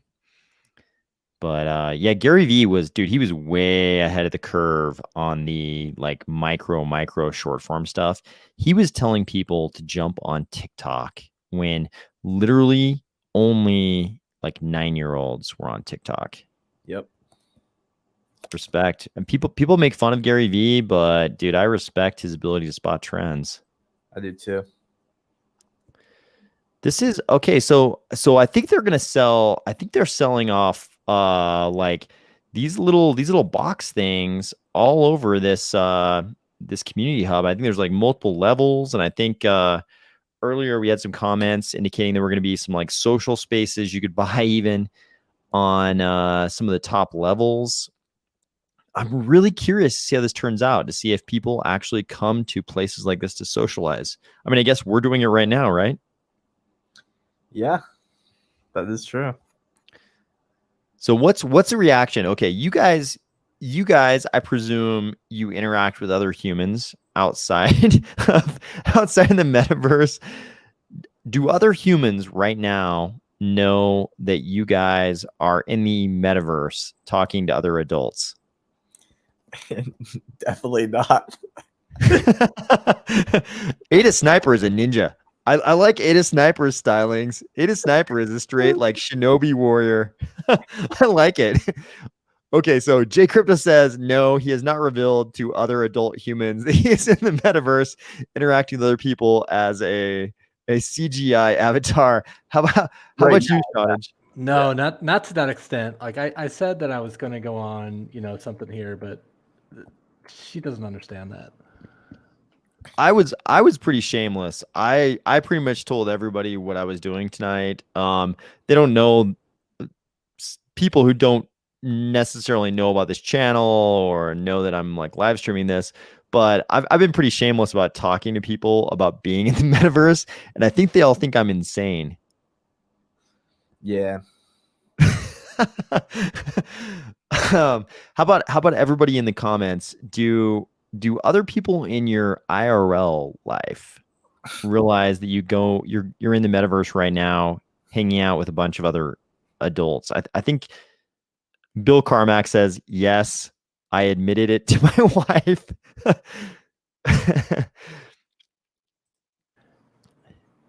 Adagiel has a good cover story. He or she says, look, this is my first time seeing this. They're like denying that they did this intentionally even. I don't know how I got here. I really don't. Yeah, it's not my fault. This is an accident. Mr. Stella says, you are insane, but it's not necessarily a bad thing. Okay. True. Moonverse says, my wife hates it. Joyous Testimony says, yes. Mr. Stella says, I tell no one. Adagiel says, from my investment standpoint, I'm not sure how value is derived from this if there is no mass adoption through the Steam platform to onboard. Yeah, dude, I think we are far from 26 million users, so I won't even consider that right now. Moxic Way says, no, they wouldn't understand. John Real Film, who was moonwalking earlier, says, most people are sleeping here in Germany now. Nobody knows it. Oh, so you got a good cover. Everybody's sleeping. I like that. Squash Stuff says, got the okay from the wife to come hang out. Shadi says, all my family members, 3 cousins and my girlfriend playing Carda Station. Good vibes. Wow. Dude, I'm kind of jealous. This is awesome. You got the 3 cousins and the girlfriend. Are they all in here? Are they all in here right now? John, I think John was the one in Germany. Yeah, John's in Germany. 4:30 a.m. at the moment. Bill Carmack says, he thinks I am nuts, but just ahead of the curve. Yeah. I think we're all kind of on the same similar pages. Shadi says they're sleeping right now. Okay, fair enough.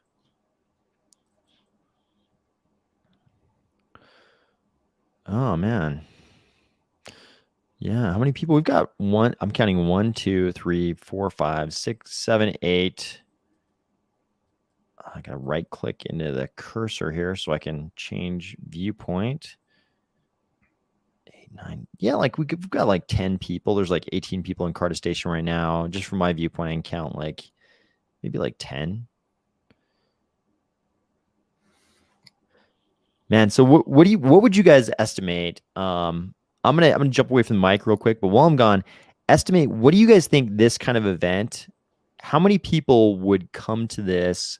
And you could pick, let's say whatever ends up being the most successful metaverse, like not a purely gaming metaverse, but a metaverse like this is kind of a social metaverse.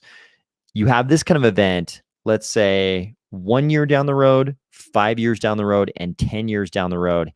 We've got 18 people in Carda Station right now. How many people show up 1 year, 5 years, and 10 years down the road? Go. Let me go first, Jay. Sure. Okay, so 1 year, 5 year, 10 years.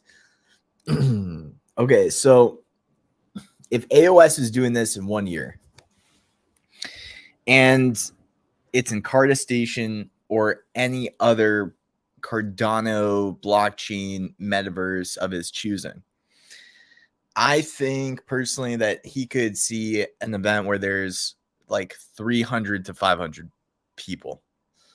But I have to go away from Carda Station on that one because I'm not sure what their ability to scale to that is, especially with like adding features like voice chat, because I do know that this is on the browser. So because it's on the browser, I don't know if you could have 300 to 500 people all in the same environment on a browser. So I don't necessarily know. And maybe even that's a little bit ambitious. Maybe 150 to 200 is the right answer for a year. 5 years, I could see anywhere from 500 to 1,000 people at an event. Definitely, like without doubt, from like AOS throwing that event. And 10 years, man, yeah, I don't know. Like it could be like 4,000 people, which is usually his regular audience base at least, or like a lot more if he throws just like an event on like a live stream. So I don't know. That's my answer. I think you're right. Like the acceptance of it's going to be a lot higher. You know, I think that's going to be a big thing. The numbers are really kind of tough to go on. There's a lot of like metrics around, you know, Right. like how successful is this blockchain? How successful? Of course, like, you know, my answer is I want it to be as successful as it can be. Assuming like all positive things, yeah, I think your numbers make sense to me. I think The I other think thing, It's tough.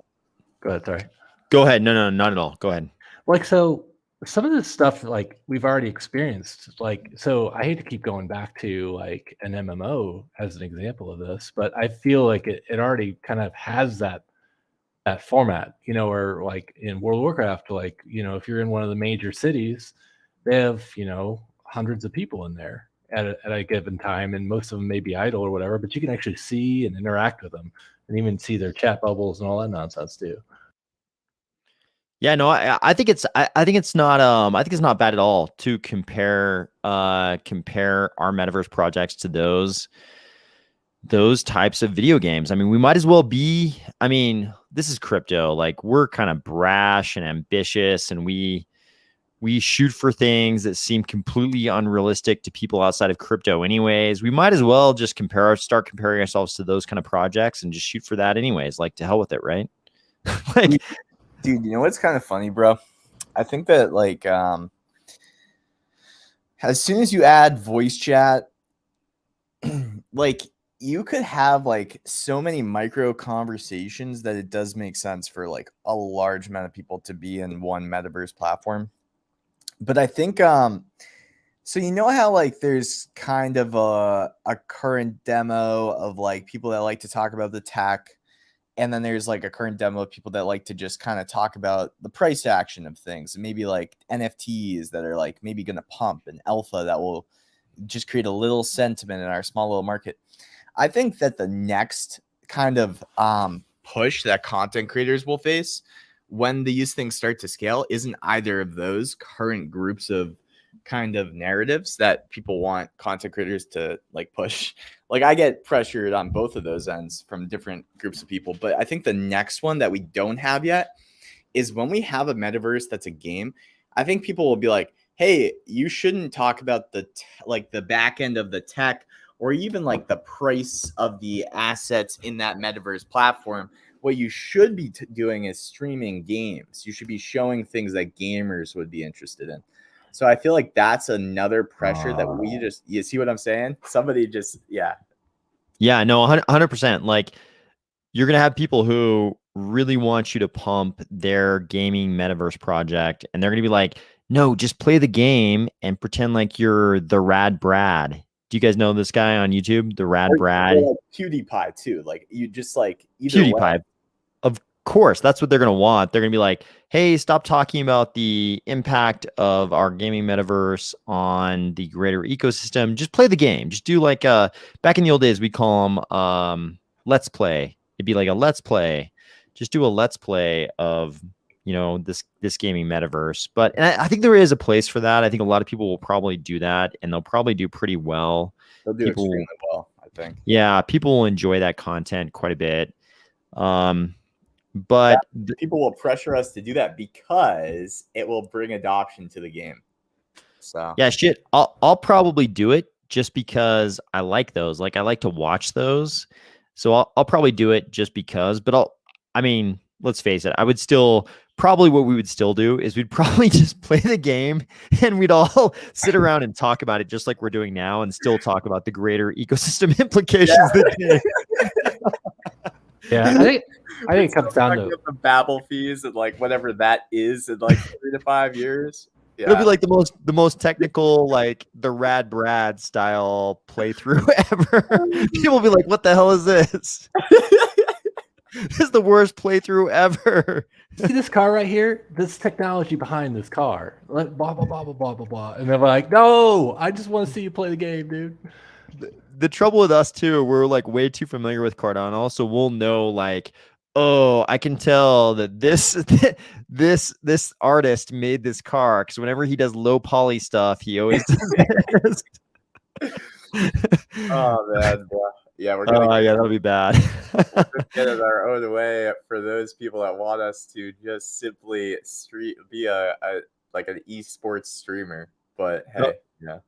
Oh yeah, I think it's tough for you guys as streamers to like figure out what your niche is, you know, and stick to it. And some of it's going to change over time. Shawnage, I hate to tell you this, but you've been on 2 of these live streams. You're basically one of us now too. Oh no. You've kind of I've kind of tricked you into becoming one of us now too. It's just no monetization for me. Exactly. Yeah. We'll see. Pretty soon somebody's gonna start sending you messages like, "Hey, bro, you should start your own channel. You don't need those other guys. I'll watch you if you start your own Dude, stuff." You know what's gonna happen is some guy's Bro. gonna pay me off. I'm gonna be like that guy in the WAP ETH Twitter Spaces, just going popping off on you guys. Dude, you could do a live stream of us live streaming inside metaverses and just criticize what we're saying about the metaverse. There you go. Yeah, dude. It's pretty I think it's a foregone conclusion that is going to be like it's when I say it's going to pressure content creators, I think like it is a good thing. Like I think it's a great opportunity. But I think that when anything pressures content creators, sometimes it can be overly played out. And I think everything gets overly played out at times.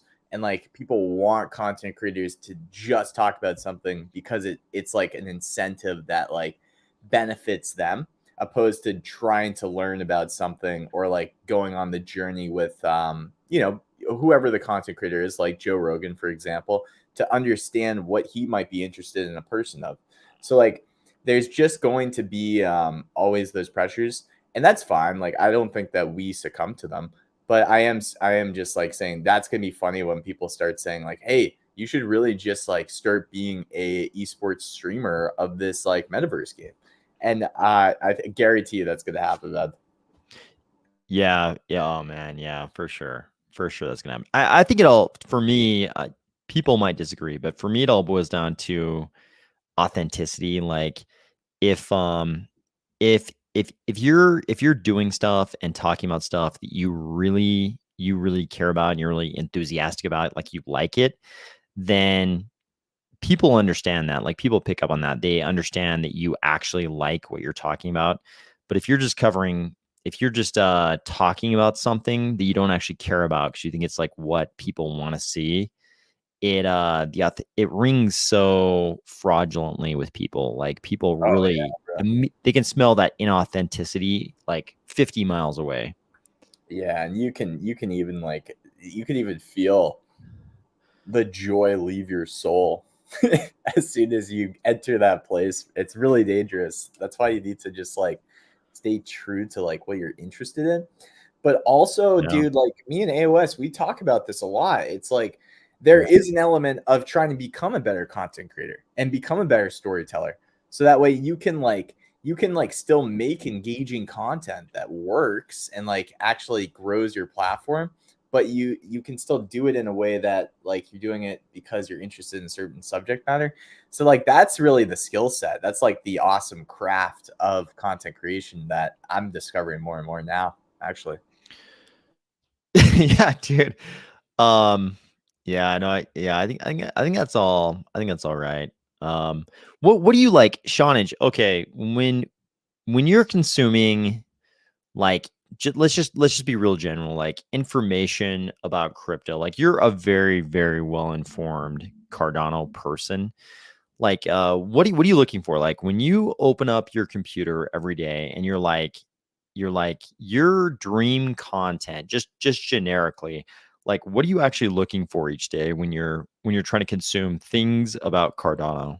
So, coming from a developer background and not just like I don't know, out of college or that's some sort of interest in it. I'm talking about someone that's professionally done this for 2 decades. Um, the thing that like gets me is okay, like how is this different? How is this truly different than like any centralized app that I can make right now? Like how does this differ? How does this solve these things? And then on top of that, what are the nuances and challenges that come from that? And how are people coming up with solutions around that? Like seeing the input endorsers, for example, like having experience in, like looking at, DB Sync and such and interacting and playing with watching no data come in, and then hearing about, well, now, like, we're only using 5% of the pipeline right now, like once input endorsers come in, we can use, 95% of the pipeline. Like that innovation is quite interesting, especially having been taught where we are now and where we could go. Man, well put. I really love that you focused on the difference between what we're trying to do with decentralized blockchains and just using some app that runs on some server somewhere. I feel like that's the kind of content that captivated a lot of people in the early days of crypto, because we already had like sort of this. We all knew how these kinds of applications run through servers, and everybody was kind of familiar with that even in the early days of crypto. And for me, the early days of crypto are like not like the cypherpunk mailing list before the Satoshi white paper was published, but like for me, the early days were 2013, 2014, just for context. But I mean, that's what people were focused on. They were like, this is amazing. We can do, some really interesting stuff on a decentralized basis. That to me is the kind of stuff that captivates me too. Obviously, you're a lot more technical than the average, consumer in Cardano, just the average non-technical person in Cardano. But that's definitely an interesting perspective, because I think that would probably resonate with a lot of people who are more technical like you. How about you, J Crypto? Okay, so J Crypto, obviously you're like a very prolific content creator. When you're consuming content, just generally, like, what are you actually looking for when you open up? Not when you're researching stuff for your videos, like you and I both know what that means, but when you're just like pleasure surfing Cardano content, what brings you like the most happiness? Like, what is it when you open it up and you're like, oh yeah, this is what I'm after. This is the good stuff. Yeah, so for me, dude, because like I feel like somewhat like yourself, I think we're kind of on the bleeding edge in a lot of cases. So we have to go past YouTube for like really finding the innovative stories. And for me, it's like finding those things that are blatantly coming, that because we're maybe in a bear market, because people just aren't paying attention or aware, are going to change the game. So like that's why SIP 68, bro, I've been like literally excited about it for like the last like 4 to 3 months whenever it was first tweeted, because I was like, dude, the way people do NFTs in 6 months versus how they've done them for the last 6 months, there's going to be such a giant disparity in what you can do that's going to slap so many people in the face, because so much is going to just completely change like very quickly. I think, like, not quickly in the sense of like overnight and everybody's bags will go up in price, but once that starts to be used and once we get some documentation around it and like we see different business models, it's just going to be like the tsunami that goes over an island that makes the island just geographically look different. So that's where I get, my fix, bro, is like finding those little gems of like, wait a second, people aren't seeing this, and I could see how this could actually change the landscape of everything that people are super excited about now.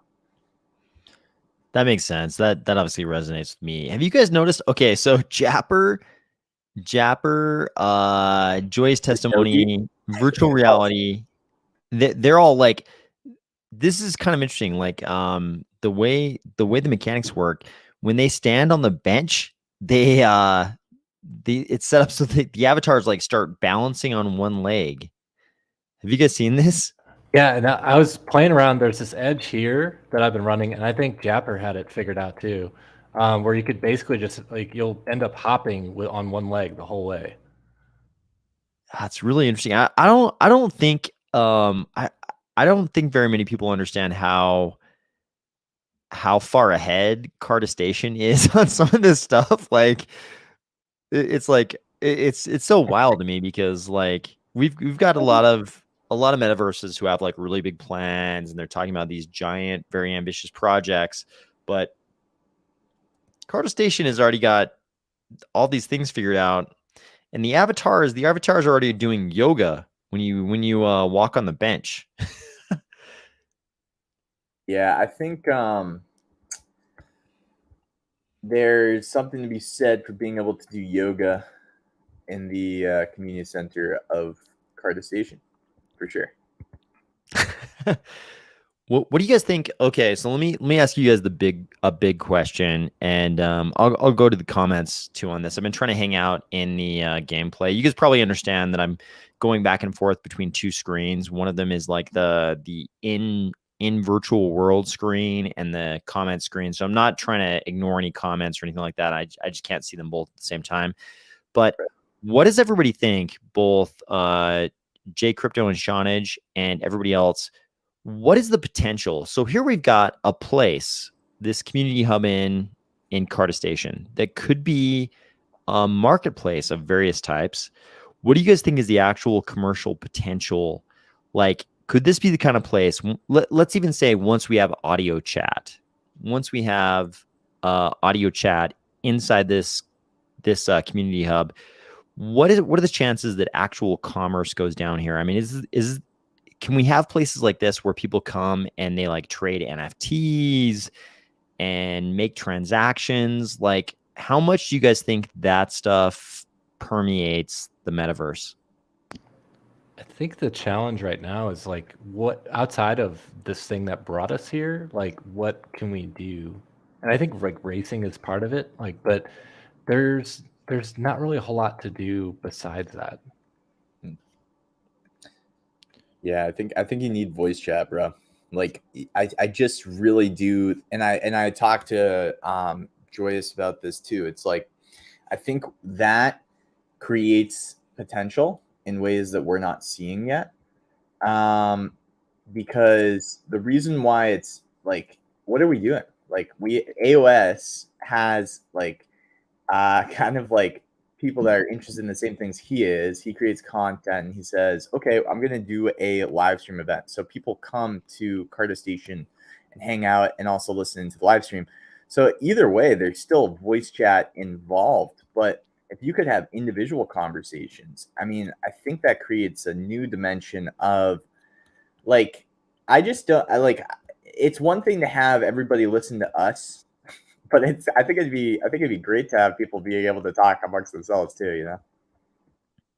Oh man, yeah. I mean, like, this is like right now we're doing like the primitive amateur version of this, but in my mind, the ultimate version of this is when everybody here can talk. Like we're basically using StreamYard as the audio layer for this. But one day when there's audio chat in these Cardano metaverses, it's gonna be great because we could just have like any of these people, any of the people who are here, they're seeing on screen, we could have them jump on and talk. Because I'm sure the conversation would be enriched by the participation of all these people. So, and dude, we already have it's funny because there's the reputation system that Charles talks about. We already have it, bro. It's called Twitter handles. It's called ADA handles. And like, what I mean by that is like, if I recognize somebody's Twitter username in the metaverse because they have a great reputation, for example, like let's just take Whale, right? If I see Whale in the metaverse and I see that it's Whale's username and it's like either his ADA handle or you can tell through like a did that it's linked to like, his Twitter, however you want to do it. it's like, dude, I'm gonna go and be like, wow, well, I'm a huge fan. So I think what the metaverse can do with voice chat is beyond our comprehension, because we can start to recognize people in the community and talk to them when we're in the metaverse, and also see when they're online in the metaverse if they wanted to reveal that, which is very interesting. Yeah, absolutely. I mean, we were talking earlier about how it would work if we had audio chat here. How do we moderate that so there aren't like 50 people talking at once? But we already know, because we kind of recognize people's ADA handles. Like we know who Joyous Testimony is, and we know we'd like to hear his comments. So of course, you know, when we see that ADA handle, we're gonna be like, okay, let's see what he has to say about this topic. And you know, Right. we can kind of that's like a built-in moderation level, which works especially well in Cardano, because I feel like we all kind of know each other in Cardano. It's still small enough. It's quick. probably just early days syndrome, but we all kind of know each other. Like, I mean, it's crazy. It even like permeates the real world. Like I feel like I think a lot of us probably realize where Cardano well is based out of. And if I was in that region and some random person hit me up and was like, hey, meet me at this coffee shop, I'd probably be like, whoa, who is this person? But if Ada Well hits me up and is like, meet me at this coffee shop, I'm gonna be like, what time, bro? Yeah. You know what I mean? It's like, you're right. It is like you can have the anonymity, but you can also still talk to people, get to know them, and like, I think it's an easy example because we're still early, but I think it's easy enough to get to know people as things grow that it will still work. Because even if we're doing like, you're going to have these different subcultures that evolve. You're going to have like the gaming scene of Cardano that doesn't even really interact with like the tech neckbeards of Cardano. And they don't need to know about I take offense to that. About the time. Yeah. They won't know about Shawnage, for example. But like that's okay. I mean, they don't need to know about Shawnage. They just need to know each other and have fun in what they're doing and use the product for it to be successful.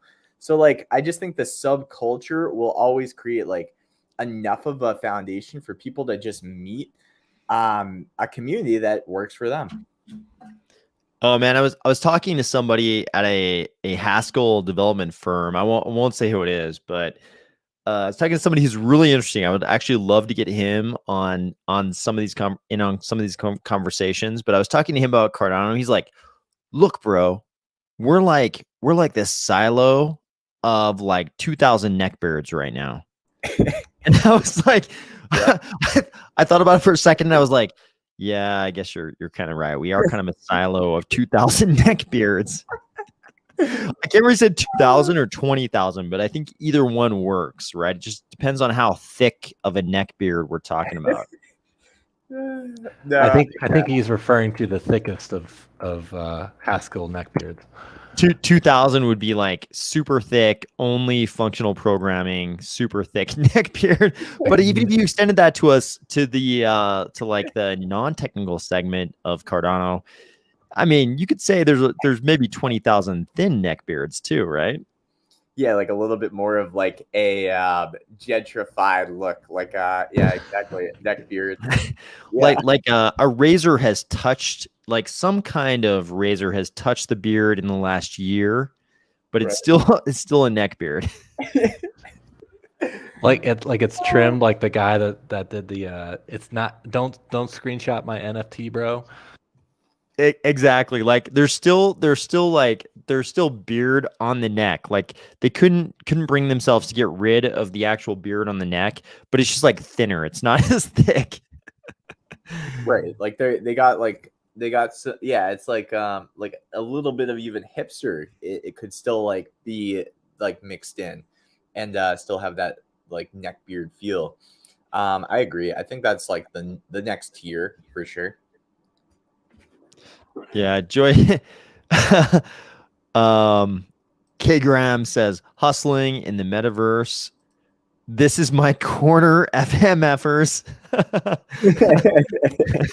K Grams, good name. If you're hustling on the corner, K Grams is probably a good name. That's hilarious, bro. That's actually bad funny. Yeah. Oh. I actually am like crazy. I don't want to say optimistic, but excited for the potential of commerce in the metaverse. Speaking of K Grams hustling, I assume Grams on the corner.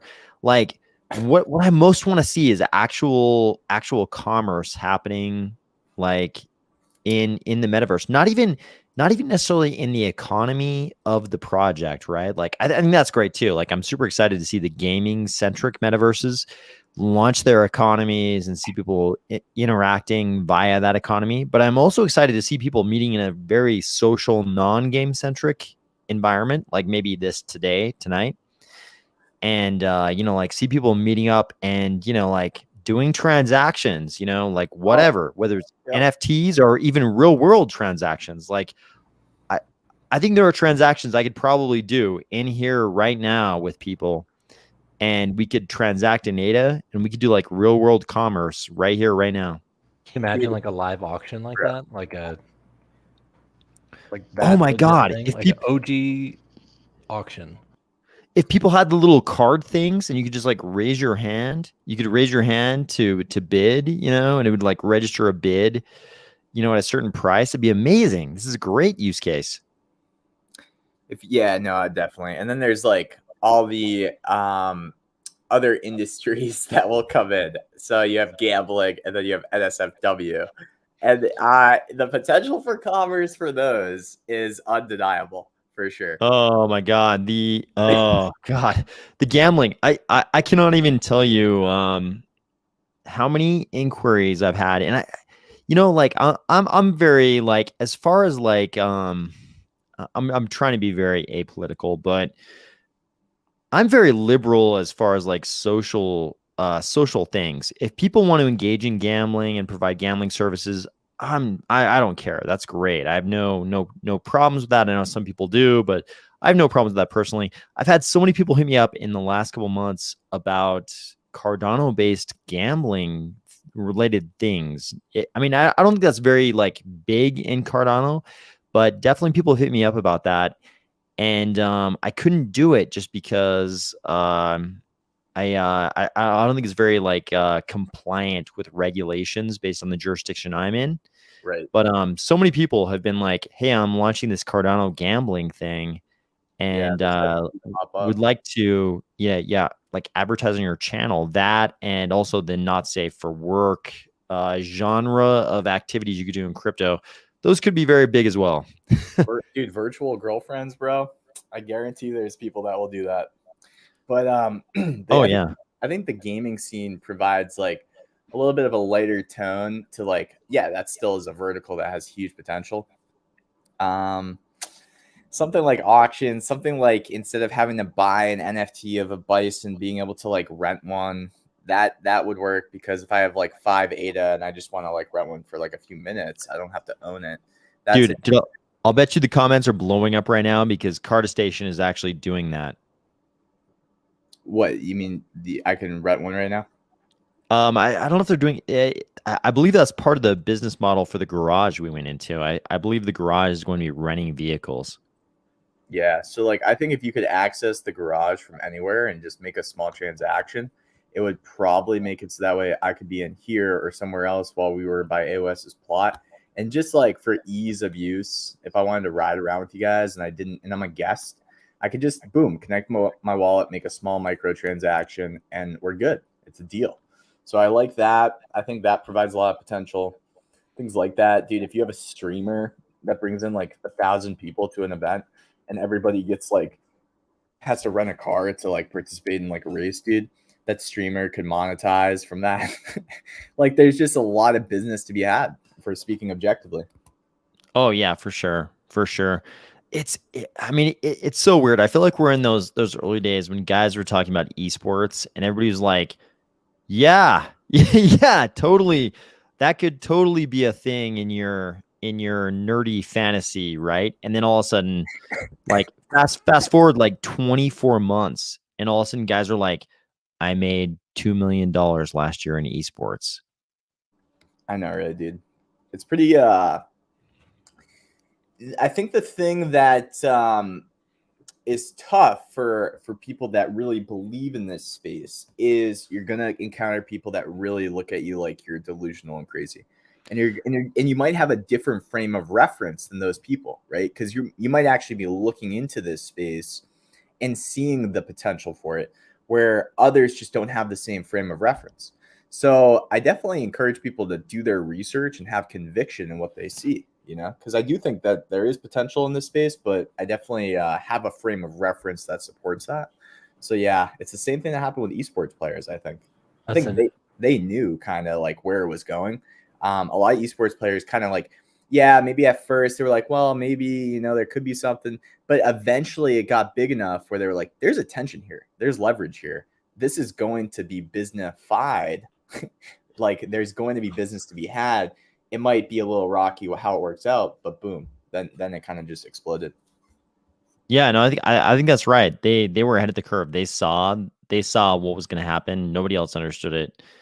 I hope we're in the same shoes. I hope that's where we are right now. I hope we're like understanding what's going to happen with these kind of interactions. Like to be honest with you, I'm like shocked we have this many people hanging out on a Friday night in a Cardano Metaverse. Like I'm kind of shocked there's this many people, and I kind of heard the estimates you guys made when I asked you to guess how many people would attend this kind of event 1 year from now, 5 years, 10 years. But I don't think you guys are too far off. I think maybe if all goes well, it does grow that fast.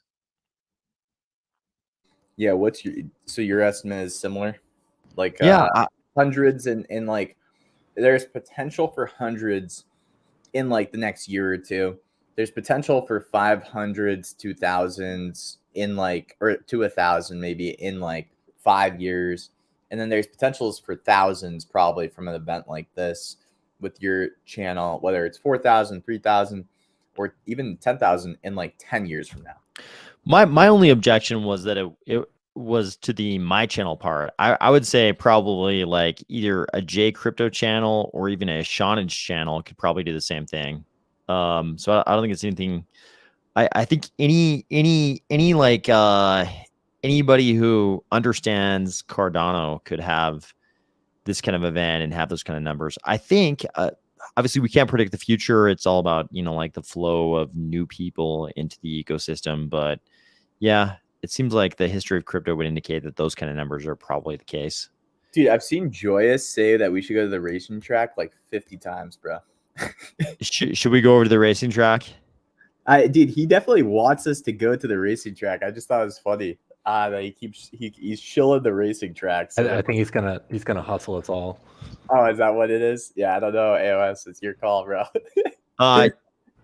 No, it's fine. I'm just looking at the worst of it. Yeah, we should probably go to the racing track. The question is, so if we go to the racing track though, it's like I think Joyous Testimony can tell us how many people can race at a time. I think it's only 2.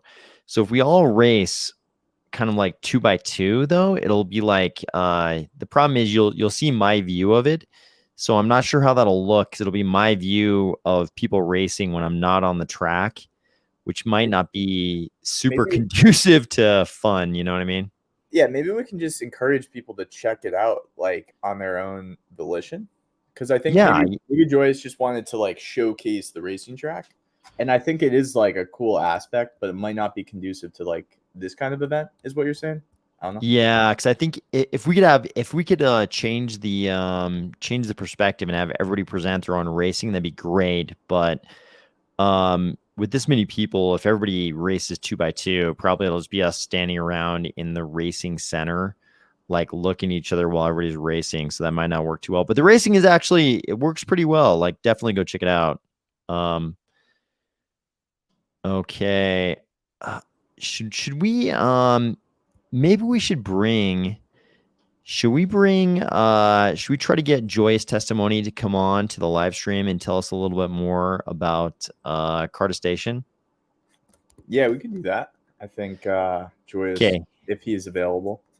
Okay, let me send him a message on Twitter real quick. Let me send him a message, see if we can get him to come on to the live stream.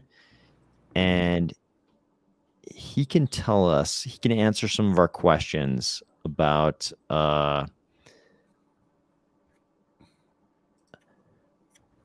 It's gonna be that time for me to drop off, and I'm gonna go play some games with my brother. Shawnage. Thank you so much for jumping on, man. Yeah, no problem. Thanks for inviting me again. All right, Yeah, Sean, enjoy. you, bro. I love your content, Shawnage. Keep it up, man. I think Thanks. that I think your audience is scaling pretty quick, bro. So just keep it up. Keep The putting out. neckbeards, you're saying? I'm kidding. Have a good one, man. Neckbeards, bro. Yeah, exactly.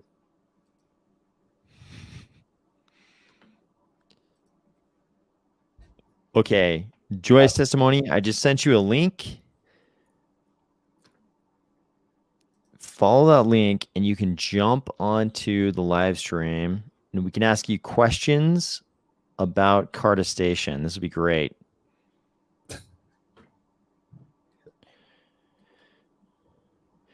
Man, it gets pretty confusing with the multi-tab navigation, like trying to live stream and be in the virtual world. It definitely gets very confusing. Yeah. I think it's a pretty intense load on the computer too. Yeah, I'm kind of surprised I only got kicked off one time tonight. Doing well so far. My computer's it's just like been hot because I have the live stream going and the Carda Station going. Oh yeah. Got the warm. Okay, we're waiting for Joy's testimony to jump on if he can.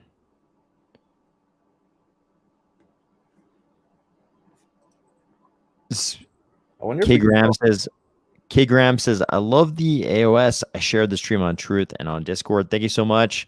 Speaking of esports, Adagiel says, I'm out too, going to watch the Dota 2 International. Interesting. Wow. Elon Musk is very impressed with Dota. He says that it's more complicated than chess by far, even more complicated than Go. And he's very worried that AI seems to destroy human players so much. Wow, I just went to first-person perspective. How do I get out of first-person perspective, guys? Oh, wow. I didn't know that you could do that.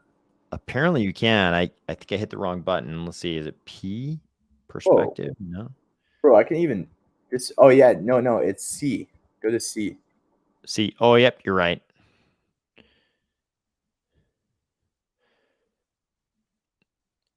Okay. Yeah, I'm probably going to have to call it pretty soon too, AOS. I don't know if we were planning to yeah, we've got okay, here's Joy's testimony. Oh, okay. Yeah, I'm probably going to have to call it pretty soon too, AOS. I don't know if we were planning to Hey, Joy's testimony. Are you there? Joyous? I'm sort of here, yes. Okay, perfect. Looks like yeah, we could hear the background music for a second there. It looks like did you just turn it off? I can't hear it anymore. Perfect. Okay. Yeah, tell us what you think. Okay, I'm gonna fall away from the mic for like 60 seconds here. Tell us what you think. What do you think this kind of event 1 year from now, 5 years from now, 10 years from now, how many people attend? Well, that's the question for me. Hold on, let me kill the sound from. I had to get out of the verse. Okay. I'd say. I think 1,000, 3,000, and 10,000 are realistic.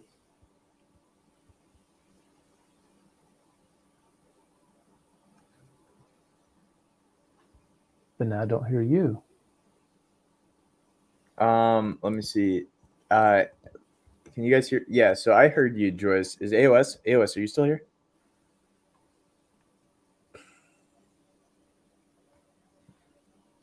Don't tell me I knocked him out. Let's see.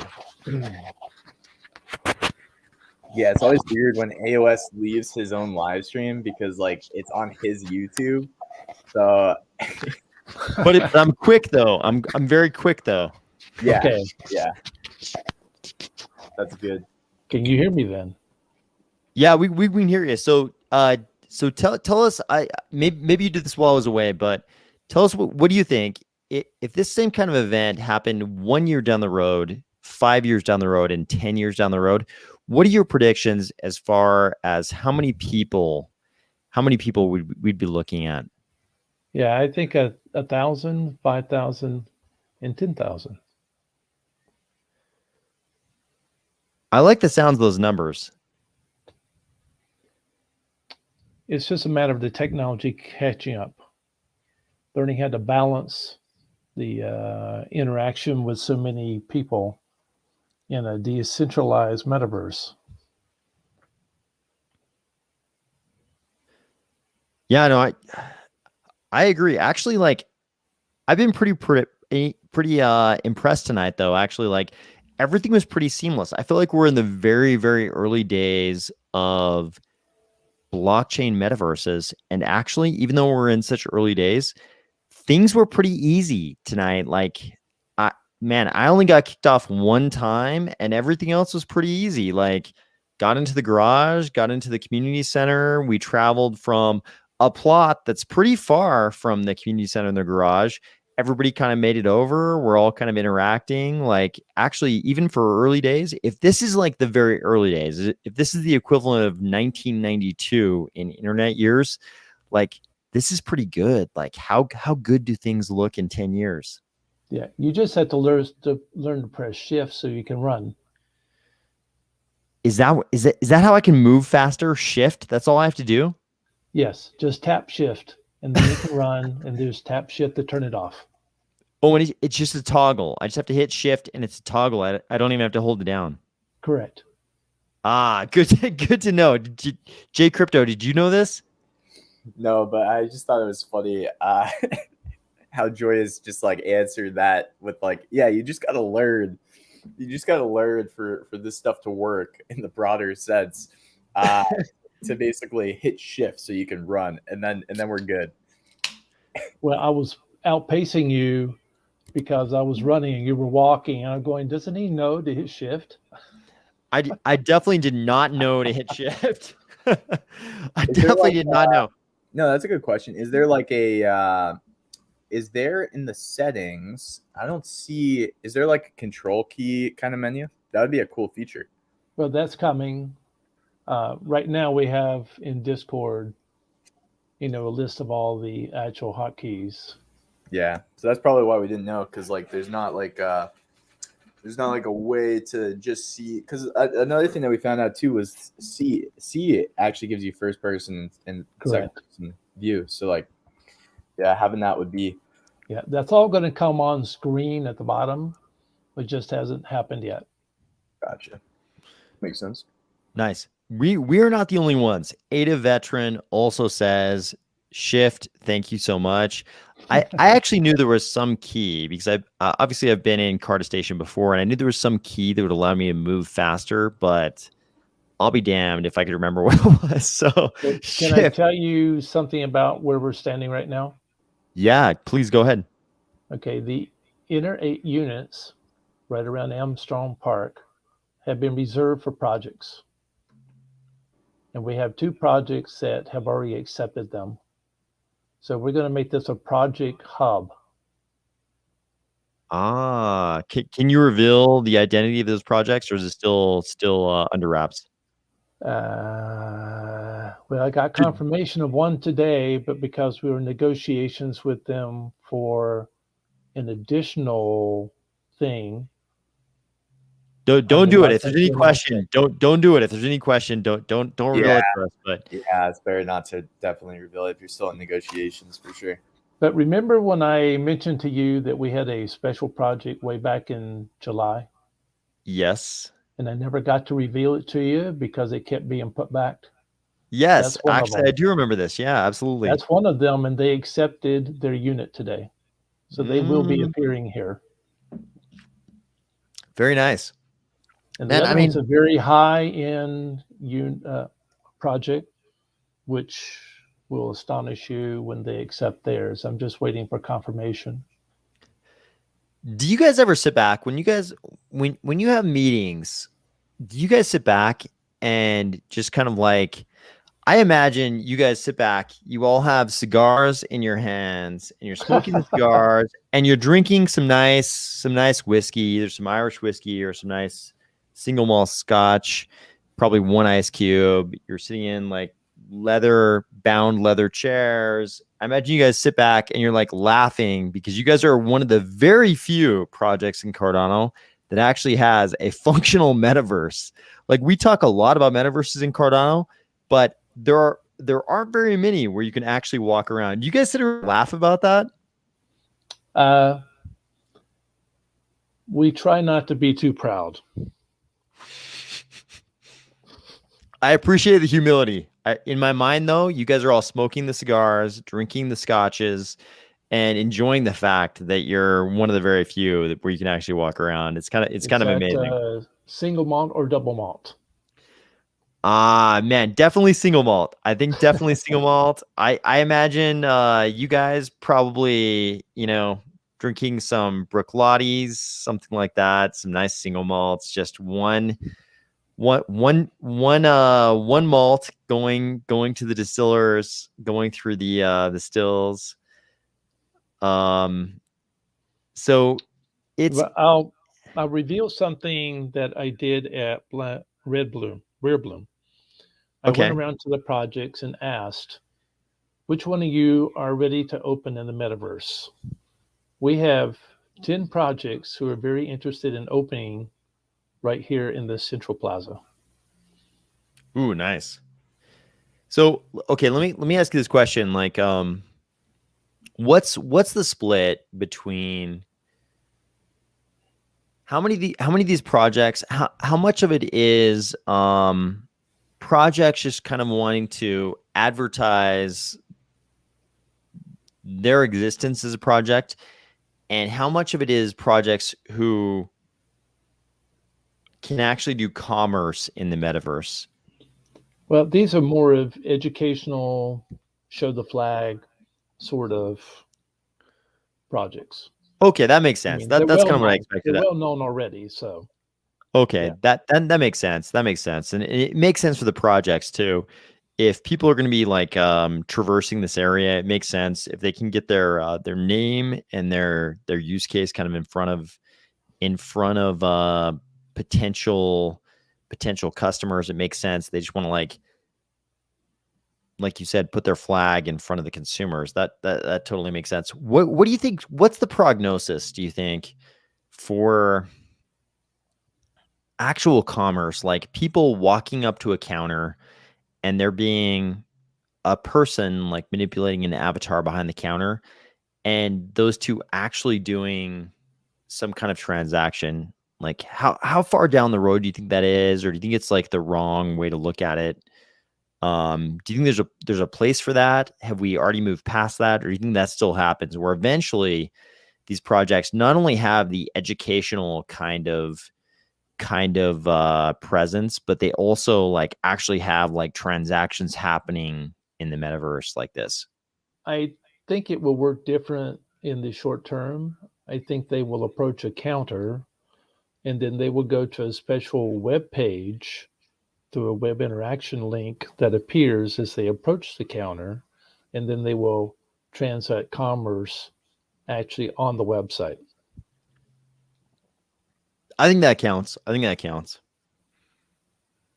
NPC clerks may come at some point. But I don't think you're going to have a live person behind the counter just waiting for people to show up. So you may have something be like an auto attendant that's actually got some AI that becomes an NPC that is located in the shop here. Okay, that makes sense. That makes sense. How about non-crypto native companies coming into the metaverse? Like, what do you think the timeline looks like on this? Like, we've already seen, so we've seen a small number of companies come into some of the big EVM, Ethereum world metaverse projects like Decentraland and Sandbox and Developer Presence. Like they might have like a Samsung store, that kind of thing. What do you think the timeline looks like on not just like these few select companies, but like every company just by default having some kind of presence in the metaverse of some type? Well, if this really is the next version of the internet, then I believe probably within 2 years you'll get a bit of adoption, but within 5 years, most companies will have, of any size, in any real customer base, will have a presence in a metaverse or multiple metaverses. Okay, so switching gears a little bit to those were some good like general metaverse questions. What do you think generally with, or more specifically with Carda Station? Like here we're at the center of the central hub. What does this look like in a couple years? Like what's going to be going on in here in like 24 months? Like what's going to be going on these? Looks like we got 1, 2, 3, 4, maybe 5 floors. Like what's going on in here in 2 years? Yeah, these are general residence units, but people can open shops here as well. Um, they have freedom to do with their unit whatever they want to within some sort of acceptable social standards. I think it'd be a fairly busy around Armstrong Park, and then people will occasionally visit their residential units on the other floors. Okay, and earlier in the comments, you mentioned there might be social spaces in here as well. Yes, if you look at the upper floors, you see those areas that jut out. Those are socializing areas. There's nothing built on those except trees and perhaps tables and chairs will come. And that'll be a perfect place to have your Friday night hangout because you just reserve, like, say, the red area right in front of you, just reserve that area that juts out and just reserve it for a Friday night get together or something. Then you can overlook Armstrong Park and all the activity that's going on while you're discussing catalyst funds. I like it. Okay, I like it. What do you think? Okay, so obviously markets always do their own thing, but just based on your gut feeling, what do you think the rental on a space like that would look like in terms of ADA? Like how much or let's say in terms of dollar equivalent ADAs. You mean How on the much do you think that's socializing spaces? yeah, for rental of that kind of space, like what is your gut feeling? Obviously, nobody knows, right? Because it's probably going to be a market. It's going to be a rental market for those kind of spaces. But how much do you think that would cost on like a Friday night like this? Let's say 5 years in the future.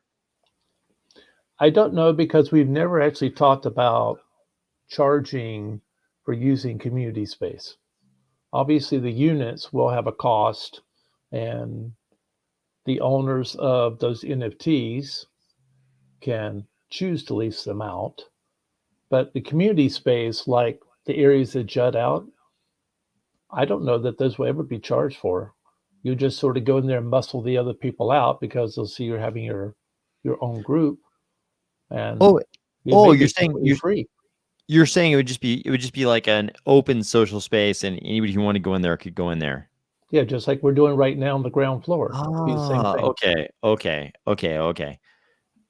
I understand. Okay, I like it. That would be the kind of thing we would probably make use of in the Army of Spies. I could see us like just sort of invading a space, kind of like we've invaded Armstrong Gardens tonight. That sounds pretty good. Yeah, I can see one Friday night you have Spy Beach. Next Friday night, maybe you would have the Carda Station Community Hub, upper level. You could move between your different metaverses maybe once or every month or two. Makes sense.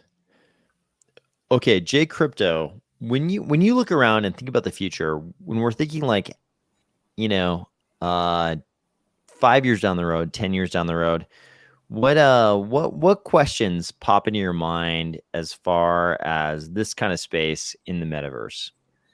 Yeah, man. So for me, it's not really a question, but I just think people are underestimating VR.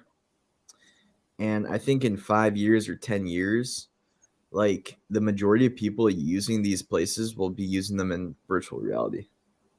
I agree.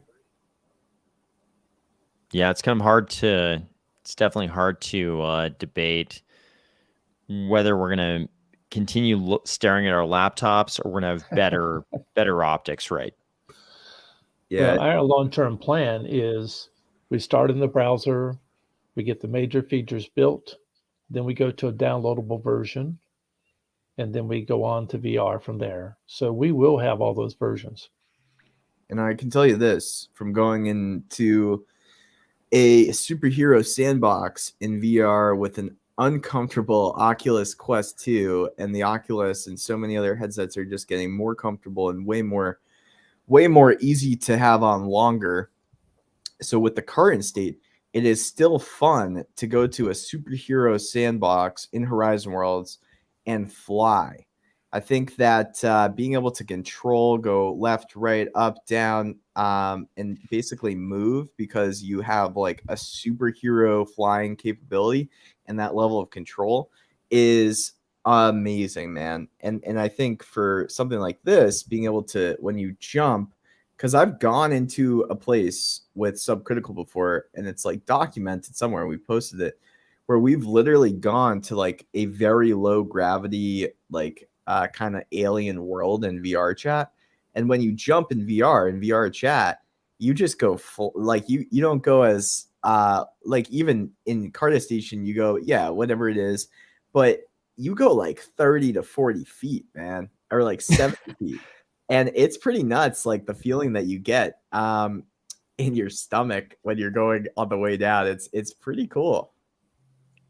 Yep, we'll get there. Like you said, these are early days. We're still working at all the coding and how to share it in a multiplayer way. Okay, here's the big question. What I about- know you and J Crypto talked about this at CNFTCon. How far off do you think audio chat is? I cannot tell you. I would think first quarter, but I have no confirmation from the dev team. That's okay. Yeah. I mean, I know there's that's a tough question. I know that's a tough I question. 'cause want it. We all want it. Right, Well, right. the limitation is when you have like a browser metaverse and then you add voice chat. I feel like that's again why Decentraland, you know what we were talking about AOS, where like you have those different realms. I feel like Yep. that might be part of it, bro. Is like Sure. when you add voice chat, you have to start scaling in different ways. Yeah, but by the way, it was a really great experience that we didn't have to worry about what realm we were in. Like I used to always have a meeting like once a week in Decentraland, and we always had to worry: are we on the Loki realm, like the Loki server, or the Fenrir server, or the Odin server? It was always like some kind of Nordic god, but we were all on different servers. We had to like sync up every single week to decide what was the best server to be on. It was very refreshing to just be able to tell people go to this coordinate in Carda Station and have everybody kind of sync up. Obviously, there are scaling issues involved in that. If you guys have like 10,000 people jumping on every day, it's not going to be the same. But that was pretty refreshing, and I think J Crypto makes a good point. The second you involve, any user in the entire metaverse being able to push a button, like usually the T button on the keyboard, and just talk, then you got a crazy new data burden on that server. So you end up like bifurcating more often, but that makes sense. What do you I think the audio chat thing is like key, but there are all these questions about like how do you control the audio? Because obviously, like the way Decentraland does it, you can be talking to people in your proximity. And then you can kind of block people who might be like interlopers coming in so they can't hear what you're saying. So you can have private conversations. Like, what do you guys think is the best way to do audio in the metaverse? Because obviously you want to allow people to talk to each other, but you also probably want to give them the ability to limit who else can hear what they're saying. Like, what do you guys think are the best parameters for that? Well, I think it's going to be walking within proximity, of course. And I think you then click to actually engage conversation, to begin a conversation. So someone can't just walk up and start talking to you without you granting them either they're on their friends list or you specifically target them to add them to a conversation. Our lead developer, we actually stole from a major game company, and he's already done all this. So it's just a matter of integrating features as we go along. So that will be coming.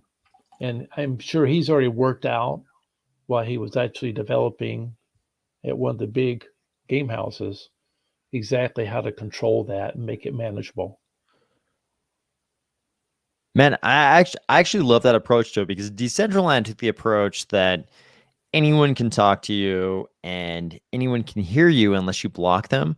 I actually kind of like your approach better, which is like you only do audio communication with people if you click on them, and it's kind of like a mutual consent kind of situation. What do you think, Jay Crypto?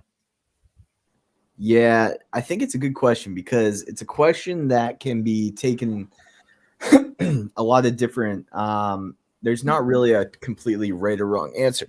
I think the truth is that we have a lot of data on VR, MMOs, and environments that have voice chat already. So now it's about, okay, what additional data are we going to find with this level of interaction in the metaverse? And my thinking is the only things that are really different is things that aren't really related to audio chat. So I think that like it's probably going to be very similar to how things work in other games. How Joyous said it, where you click to, talk to somebody.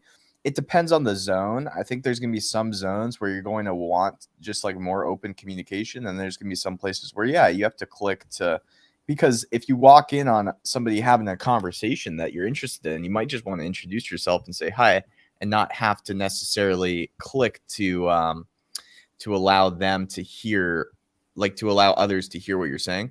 So I think there's going to be a great deal of nuance to this. And we're probably going to see things that protect toxicity. We're probably going to see things that, protect privacy. You're probably going to see safe spaces. You're probably going to see things that are designed to protect, children from seeing and hearing NSFW content. So I think there's just like a huge amount of nuance and thought that will go into it. And as standards evolve, everybody will probably just operate on a similar voice chat playing field, I think. Right. And it's like with our developer, our lead developer, he actually knows all the main game controls that you use in Xbox and stuff like that. And so he's been integrating those.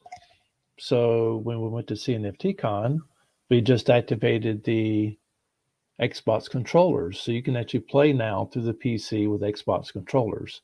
All the normal standard controls that you would use for most Xbox games. Yeah, I was pretty impressed with that. And I was pretty impressed with Cornucopius, who did the same thing with their game. It was cool seeing some kind of like Web 2 sort of gaming console. Sorry, my voice is just completely lost today. I was doing a lot of Twitter spaces recently and things, and I think Vegas and Rare Bloom maybe just got it. But I think Xbox and other consoles being integrated with the metaverse shows the like pliability of metaverse platforms, in my opinion. If you can go to Xbox, if you can go to VR, if you can go to all these different like hardwares, PC, mobile, and access a version or like the version of metaverse platforms, it just shows how pliable this is. Well, it helps bring the gamer community in too because they're already familiar with the controls. So For sure, for sure. Yeah, I mean, it's kind of weird because it's sort of a cross section. You've got like the gamers who are susceptible to adopting metaverse projects, and then you've got the crypto people who are susceptible to adopting metaverse projects, and they kind of have like kind of different goals, like almost opposing goals, right? Because I think the gamers are probably looking for different things than maybe the crypto people. Obviously there's overlap, but I like the gamepad controls for sure. I'd much rather have that than regular keyboard controls for sure. But um I man, I think it's gonna be this weird parameter setting, right? Like we're almost gonna get in the same like sort of social media quandaries. Like Jay Crypto brought up controlling NSFW content from minors. And as soon as you start controlling any kind of content from anybody, you sort of get into a line drawing exercise of what you're going to censor, how you're going to censor it. What do you guys think? Like, we've Yeah. kind of already seen some projects going, getting into that territory where people are mad because they're like censoring too much or allowing the users to censor too much. Do you guys think that metaverse projects are going to have this problem, the same problem that social media projects have had, where they're accused of censorship, but they're just trying to, winnow out bad users? What do you guys think? no, that falls right on my shoulders because I approve all the structures that the users build in Carda Station, and I have some minimum standards I have to follow. Now, the founders asked, what do we think about a casino and where would we locate it? And would we put it in the community hub? And our users almost unanimously said, not the community hub, because we wanted to preserve that as more of a residential marketplace mall type area. And what would happen is we would put it in a separate building and it would have some sort of KYC of some kind to make sure that we can meet regulations. But that would only activate if you're trying to enter into the casino itself. Dude, I think the metaverses that like have as much like okay, so what is it? You in like in other NSFW sites, right? What you just click if you're 18 or not. I think we're definitely gonna see metaverses that have a lot of adoption because they're very light on their standards, bro. I hate to say it, but I think if we're speaking intellectually honest, yeah. That is going to play out for sure. Oh, sure. Definitely. Yeah, no, I would have to agree. Like that'll definitely be a thing. Like, there will be metaverses that kind of cater to that, of course. The gambling thing is kind of interesting because it's sort of like you've got questions of like in North America, you've got questions of state and provincial law, and you've also got federal issues. But we're kind of accustomed to those issues because websites have been running those since the advent of the internet. But the weirder thing is going to be the virtual girlfriend thing. I think that's going. I think as Jay Crypto has been implying, that's definitely going to exist. There's going to be AI with people that literally are the virtual girlfriends. You're gonna meet somebody in your metaverse, and they're gonna talk to you and be very nice to you, and you're gonna pay them. It's really edgy stuff, bro. It's really edgy. I mean, it's kind of a watered down version of the world's oldest profession, right? I mean, it's like that's definitely going to exist somewhere. Right, but you already had that in Web 2. That happens. We did, but it's like it's almost it's a new dimension. Yeah, exactly. So we are it's 100% joyous, but we're just saying that it adds a more immersive feel when you can have a private voice chat feature, wander around the metaverse and have like your virtual girlfriend or boyfriend saying things to you that you know, make you feel some sort of way while you're going at different experiences. It's pretty it's different for sure. Yeah, Of course. I think Jay Crypto has a good point. Like I think this is gonna become pretty widespread because it's sort of like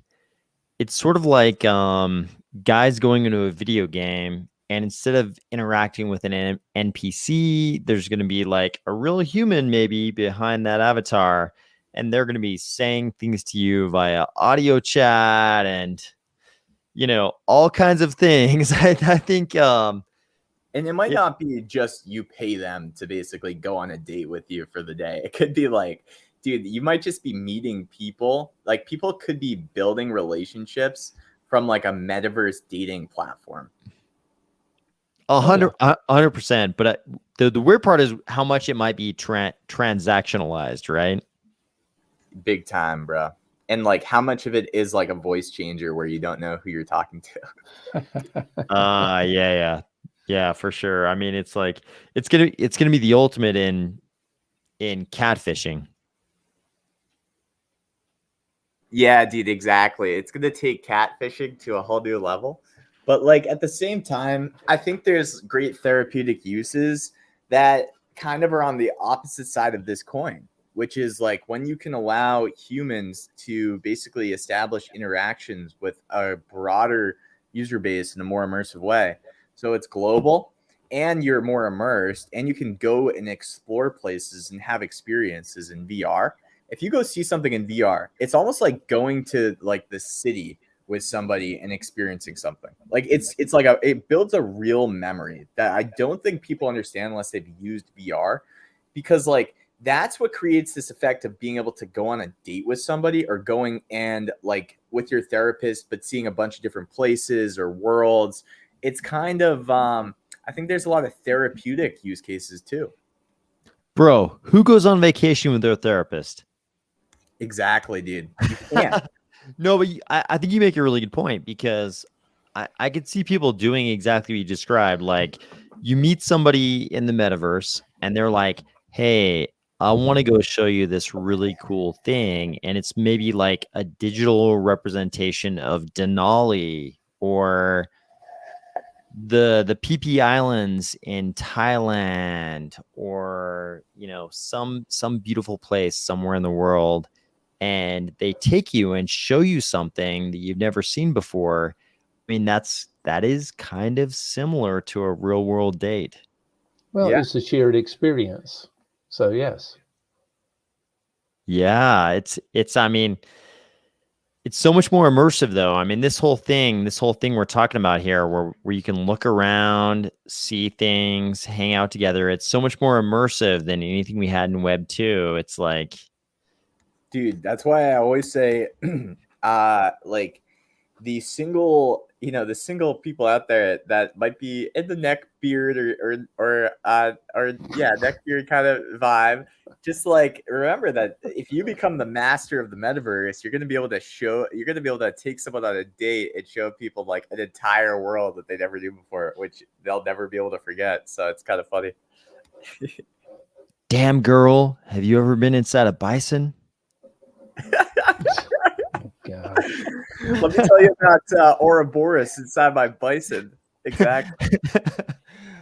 I mean, this could get very wild. I mean, we've kind of seen like we've seen many different variations of this theme of people developing these relationships online that are very disconnected from the real world, like varying from like involuntary catfishing where one person is definitely deceiving the other person, all the way to these different kinds of interactions where both people know the thing they're interacting with online is not a representation of the real world person, and maybe both people don't care in that case. I mean, I think I feel like we're gonna be opening a lot of new doors with this whole metaverse thing. I think it's just going to be like Ready Player Me, where everybody is young and everybody's skinny, and they're all the same height. So a more advanced deep fake version of that will probably become quite prevalent. Yeah, I think you're right. It's like obviously everyone's going to present themselves in this digital virtual world as in their mind at least like a best case perception of themselves, right? Which might be very disconnected from their in real life selves, but maybe we've gotten to that point where nobody will care because maybe some guy lives in wherever Pennsylvania and he has some girlfriend in Kazakhstan and they hang out, like 5 nights a week and it's just this digital interaction in the metaverse and neither avatar represents anything to do with the actual people and they both don't care. Well, I mean, even you pointed out Ada Ninja. I doubt he's like that for real life, but he's living out perhaps a perception of himself that he can't actually have in real life. I would prefer to think he's actually a ninja doing like assassination wet work on the side. Exactly.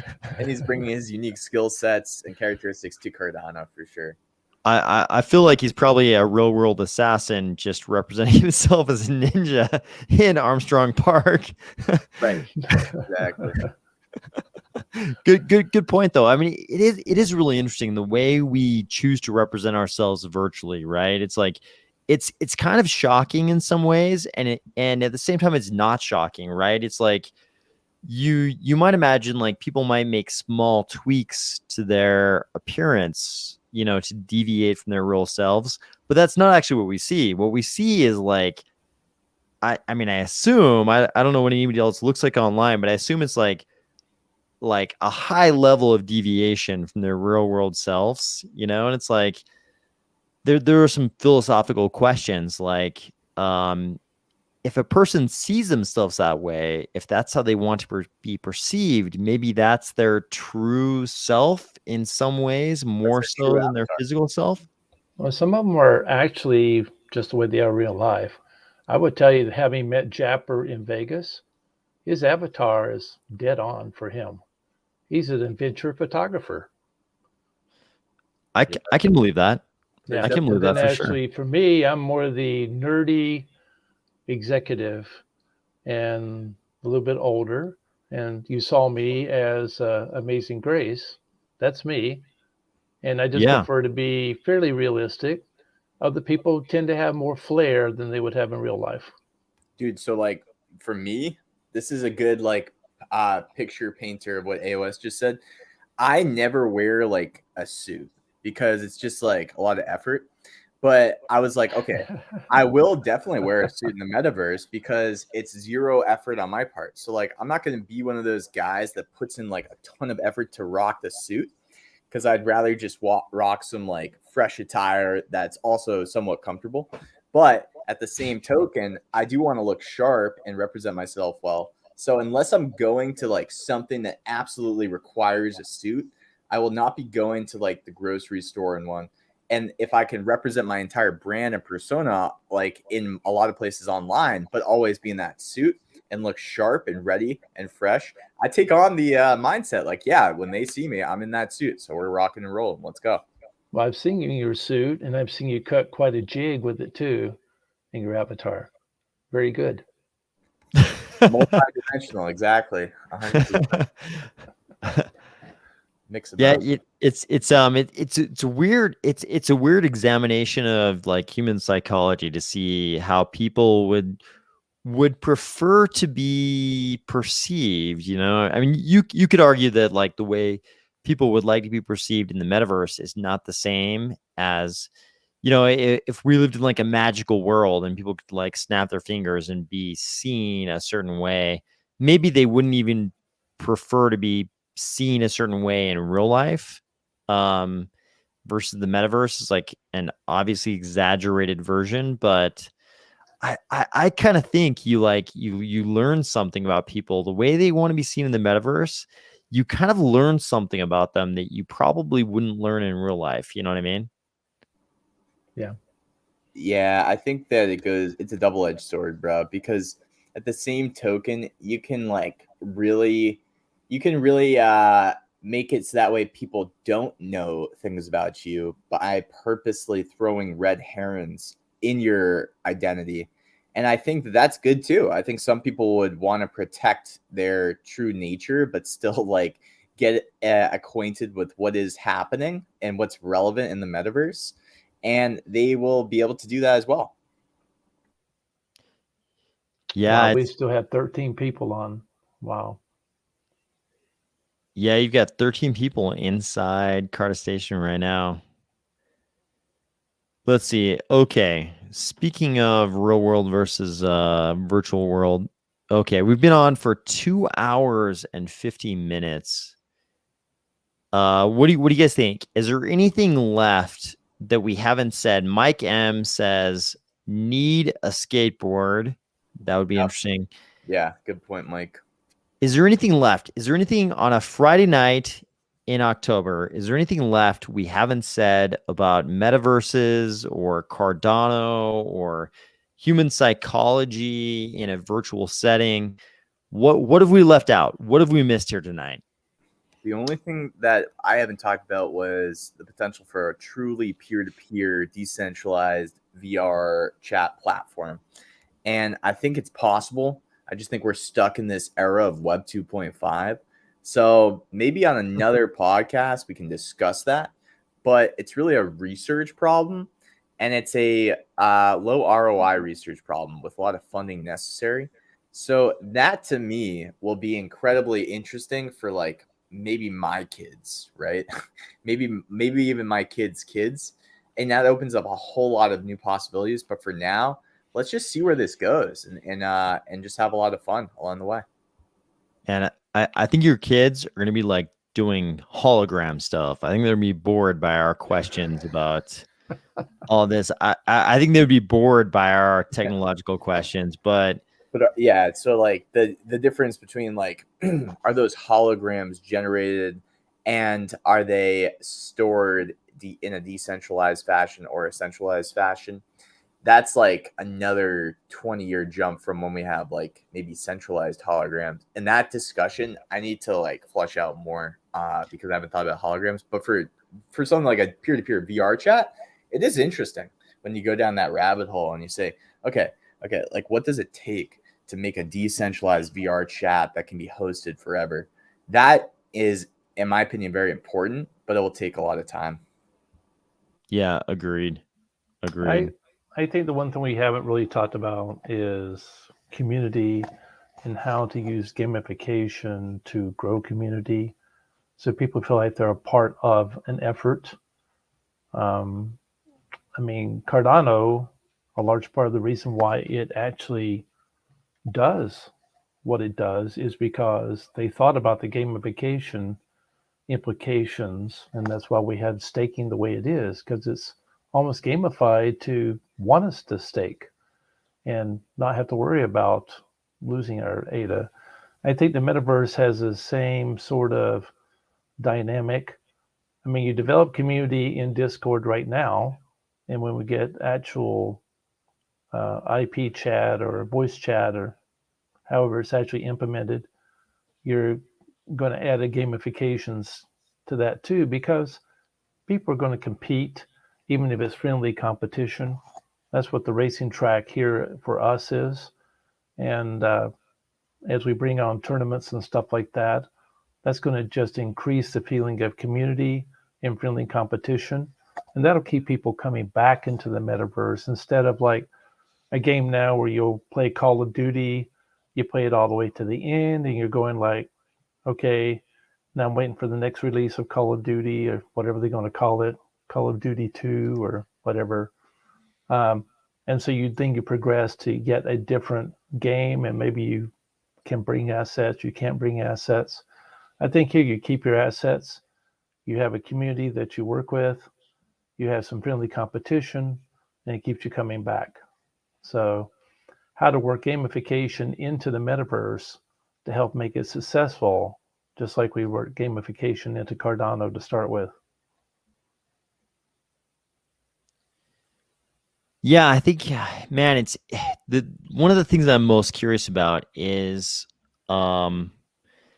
what really ends up making the metaverse super successful? There's definitely like an assumption that it has to be the heavy gaming elements, right? Which makes sense. And I think, you know, maybe that's probably it. Maybe that's all of it. Maybe it's just the gaming things. But man, part of me, maybe it's an idealistic, unrealistic part of me hopes that it's more than that. Part of me hopes that it's like real social interaction, like real, you know, commerce going on in the metaverse.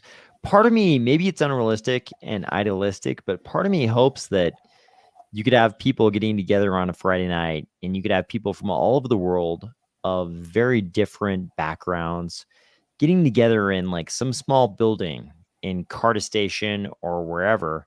And maybe they all want to talk about, you know, one very specific topic. And maybe those are the things that make the metaverse successful. And maybe you have a bunch of people who love a certain NFT and they all get together on Friday nights in, you know, in a certain metaverse. Maybe it's Carta Station and it's 10 years from now and they're all super diehard fans of a certain Cardano collectible. And they're the only, you know, like 50 people in the world who care about this thing. But maybe that's what makes metaverses successful too. I mean, like, there's no denying the gaming thing is going to be huge, but maybe the social thing, maybe the same way that you have like these weird social circles on Facebook, maybe the same way we have that kind of like niche social interaction that brings people together who otherwise would not be able to connect. Maybe that's a part of it too. Yeah, like like thousands of different communities that are smaller like that. 100%, bro. I love it. Well, one thing we're doing here is other places have guilds, and we're starting at the whole club concept. I think the gamification is to get people in long enough to actually develop community, to actually find people who have similar interests, so then they can actually form that bond that brings them back.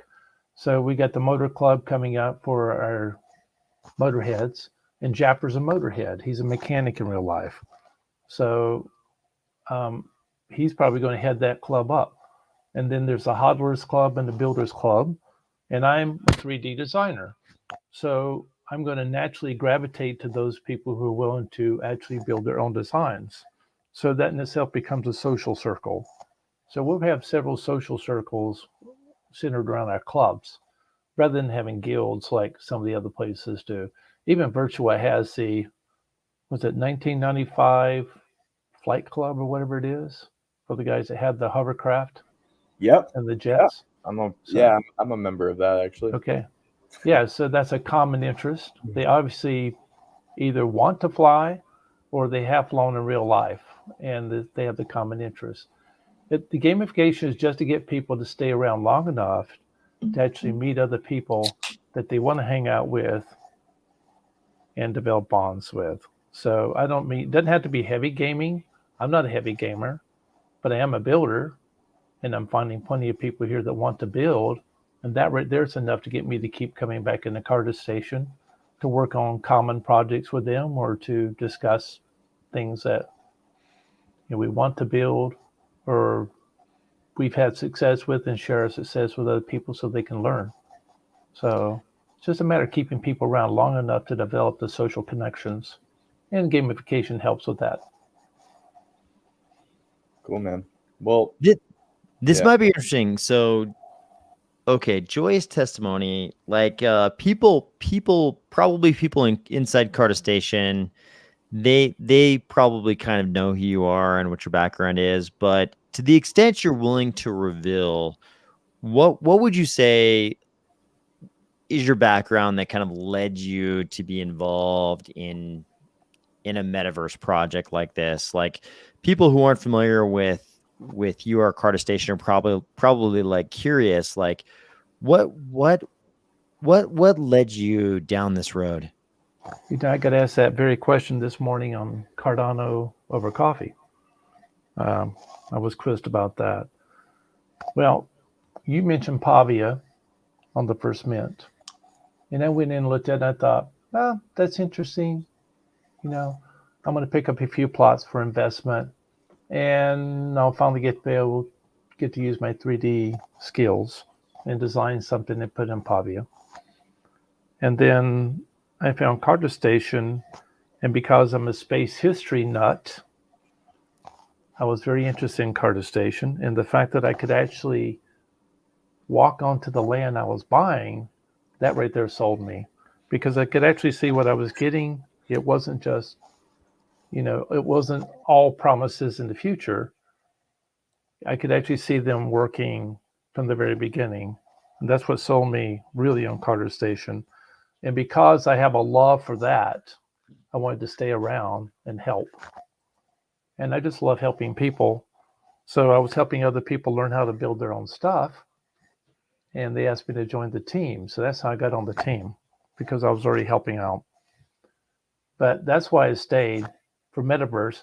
Normally, I wouldn't live in a virtual world, but I've already developed friends and connections here that makes me want to stay.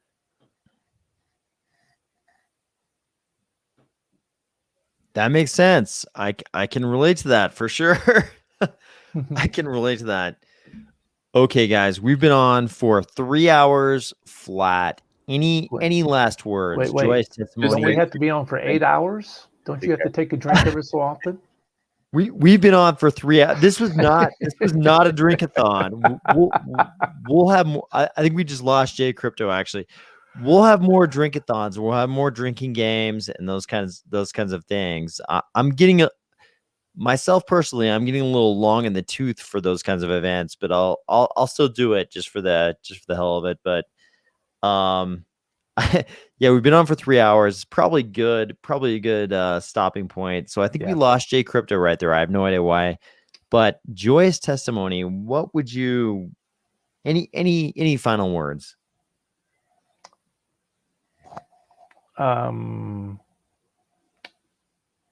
Carda Station or metaverses in general? Give me a definition or a guide. Human existence in general.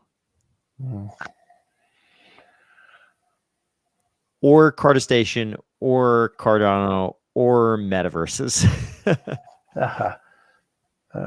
Human existence in general, there's a lack of empathy.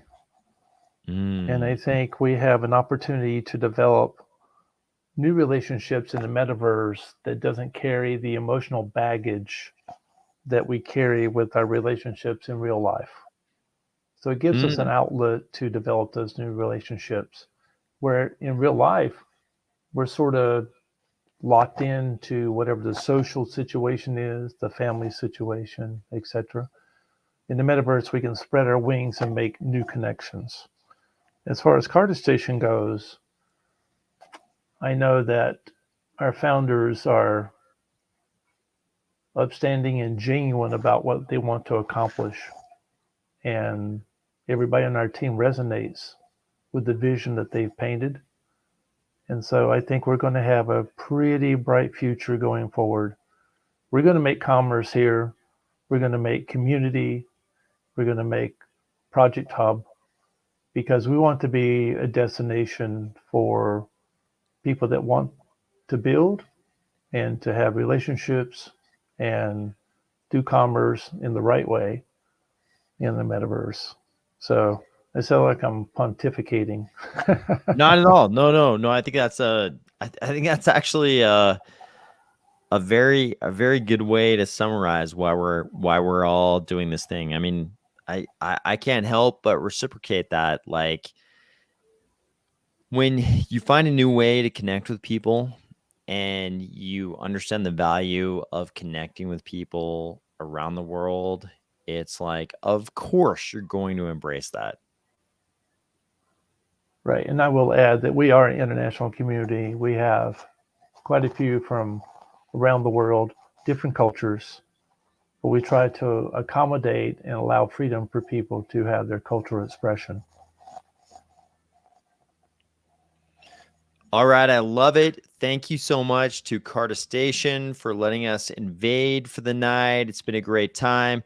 We're going to do this again. We will visit hopefully many different virtual worlds. I think we've got a lot of very, very good ones in Cardano. Thank you so much to Carda Station for tonight. It's been a great time. Thank you so much Before to everyone. before you hit that stop live, I still challenge you to a race. Man, I think I've seen some of your race times. I think you'll destroy me in a race. I think you would destroy me in a race. The invitation is open. The gauntlet has been thrown. Okay. So, thanks for having me on. I will definitely you and I should definitely race sometime. I will definitely be down to race. I can only predict that you will demolish me in any kind of race, since I seem to be terrible at it, but it is very fun. The Carda Station racing is pretty fun. I can't lie. I do want to correct you. We can run 6 people at a time. Oh, really? You can run 6 at a time? Yes. Okay, I didn't know that. Okay, great. And okay. And the racing server will accommodate 20 races at a time with 6 people each. Oh, wow. So we're talking about like 120 racers at a time? Yes, that's what I've been told. We haven't actually run that many because it's hard to get that many people in there at one time in the burst. But we are running tournaments. And Battle Alliance actually ran a tournament while we were at CNFT Con. I believe that. They used our racing center to run their tournament. So I was just worried about how many races I could show via StreamYard at a time. I was worried I would just have my view, but okay, that's good to know though. We can have like 120 racers at a time. That's not bad. That's pretty good. I may get yelled at tomorrow by the developers, but that's my understanding. Sounds pretty good. I've had a very good time. I'm not gonna lie. I've had a very good time with the Carda Station racing, as with all things with Carda Station. So, and it's one of our very, very few live Cardano Metaverses. What have we got? We've got Reach, Carda Station, and I mean, what else? Well, the thing about us is you can come in and build right now in your plots. Yeah, I mean, it's just you guys in Reach right now. I mean, nobody else has that capability right now, right? Right. Yeah, I mean, you guys are kind of the very early builders. So, yeah. All right, it's been fun. Tonight was a great time in Carda Station, hanging out. We're gonna do a lot more of these. We're gonna check out many different virtual worlds. But thank you so much. We still have 11 people. We're doing pretty good. There's 36 people on the live stream. Not too bad for a Friday night. People should probably be out on dates and with their significant others and at parties and various social events. So very grateful for all the people who joined us tonight. Thank you to Jay Crypto and Shawnage and Joyous Testimony for joining. And I think we will sign off. Okay.